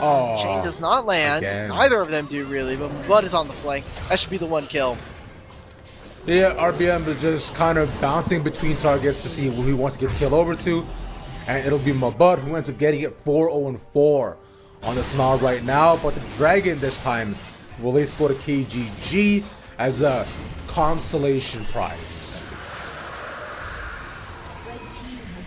Look at a little bit of gold. They're actually going to force the teleport out from Amelie. So Doxa spending a lot of time trying to hit this turret, but Clyde is here. Okay, that's a really good find, right?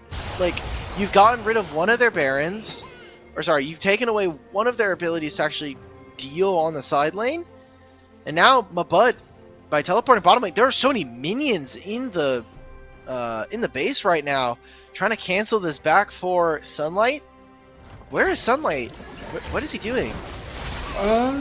Good question. He's at the bot side of the map. Doing something.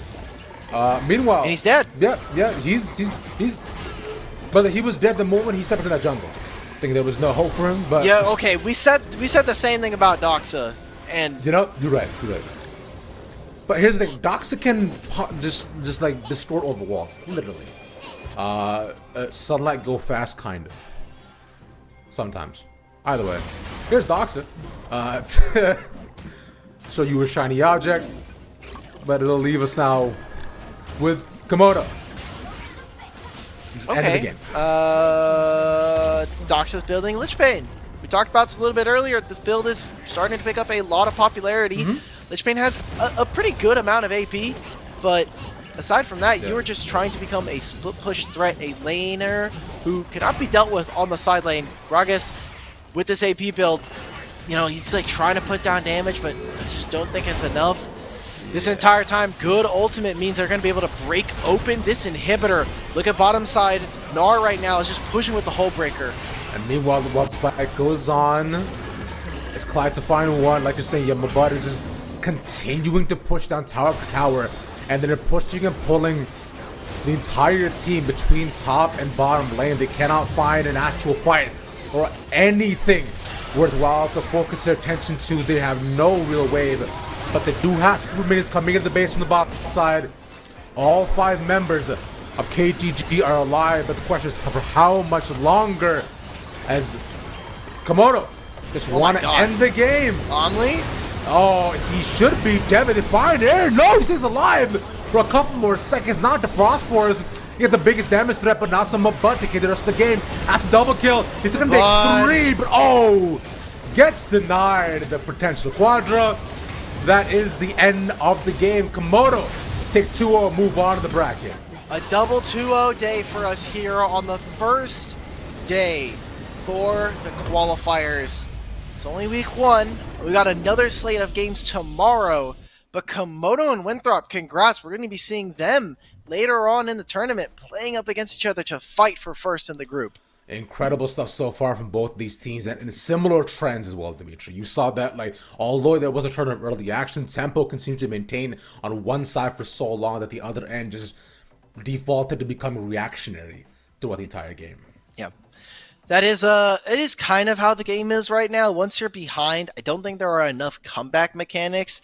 There is objective bounties, but someone's ahead, they're pretty tough to kill without them making a mistake. So we'll see. We'll see how it kind of shakes out. This was one of our closer teams in terms of the seeding, which means maybe you start to see more games like this where it is just so heavily one-sided. But comebacks are possible. We saw some of them during the Swiss themselves. Those are best of ones. Anything can really happen here. Anything indeed, my friend. But that will end it here for our section of the broadcast, though. We, of course, we'll be back here tomorrow. We do still have games going on the second stream, and along with NACL, which is continuing to move on forward as well here too. Ain't that right? Yes. Christian? Yeah, we've got not only this stream, you can go and head over to twitch.tv/rallycry2 for the continuation of the second series that they're having over there. And at the same time, we've got Challengers League happening. So if you want to check that out, LCS Challengers League and Path to LCS should be your 2 Twitch channels that you're going to be looking over at. We will be rating hopefully one of them. I don't know which one we're going to be rating. Either way, make sure you are supporting them. This is Tier 3 and Tier 2. Every little bit of North American talent that you can help spotlight is another one that might get saved and brought on up. Yeah, but until then, remember, drop your subs, open up your hearts and your wallets, and help support all these players as much as you can. For as long as you can. Nonetheless, we do appreciate y'all watching. Thank you, of course, everybody behind the scenes for helping make this broadcast happen. That has been Alk Battery. Beside my side, I've been Ravish and Gravish. We'll see you back here tomorrow, same time, same place. Until for now, good night.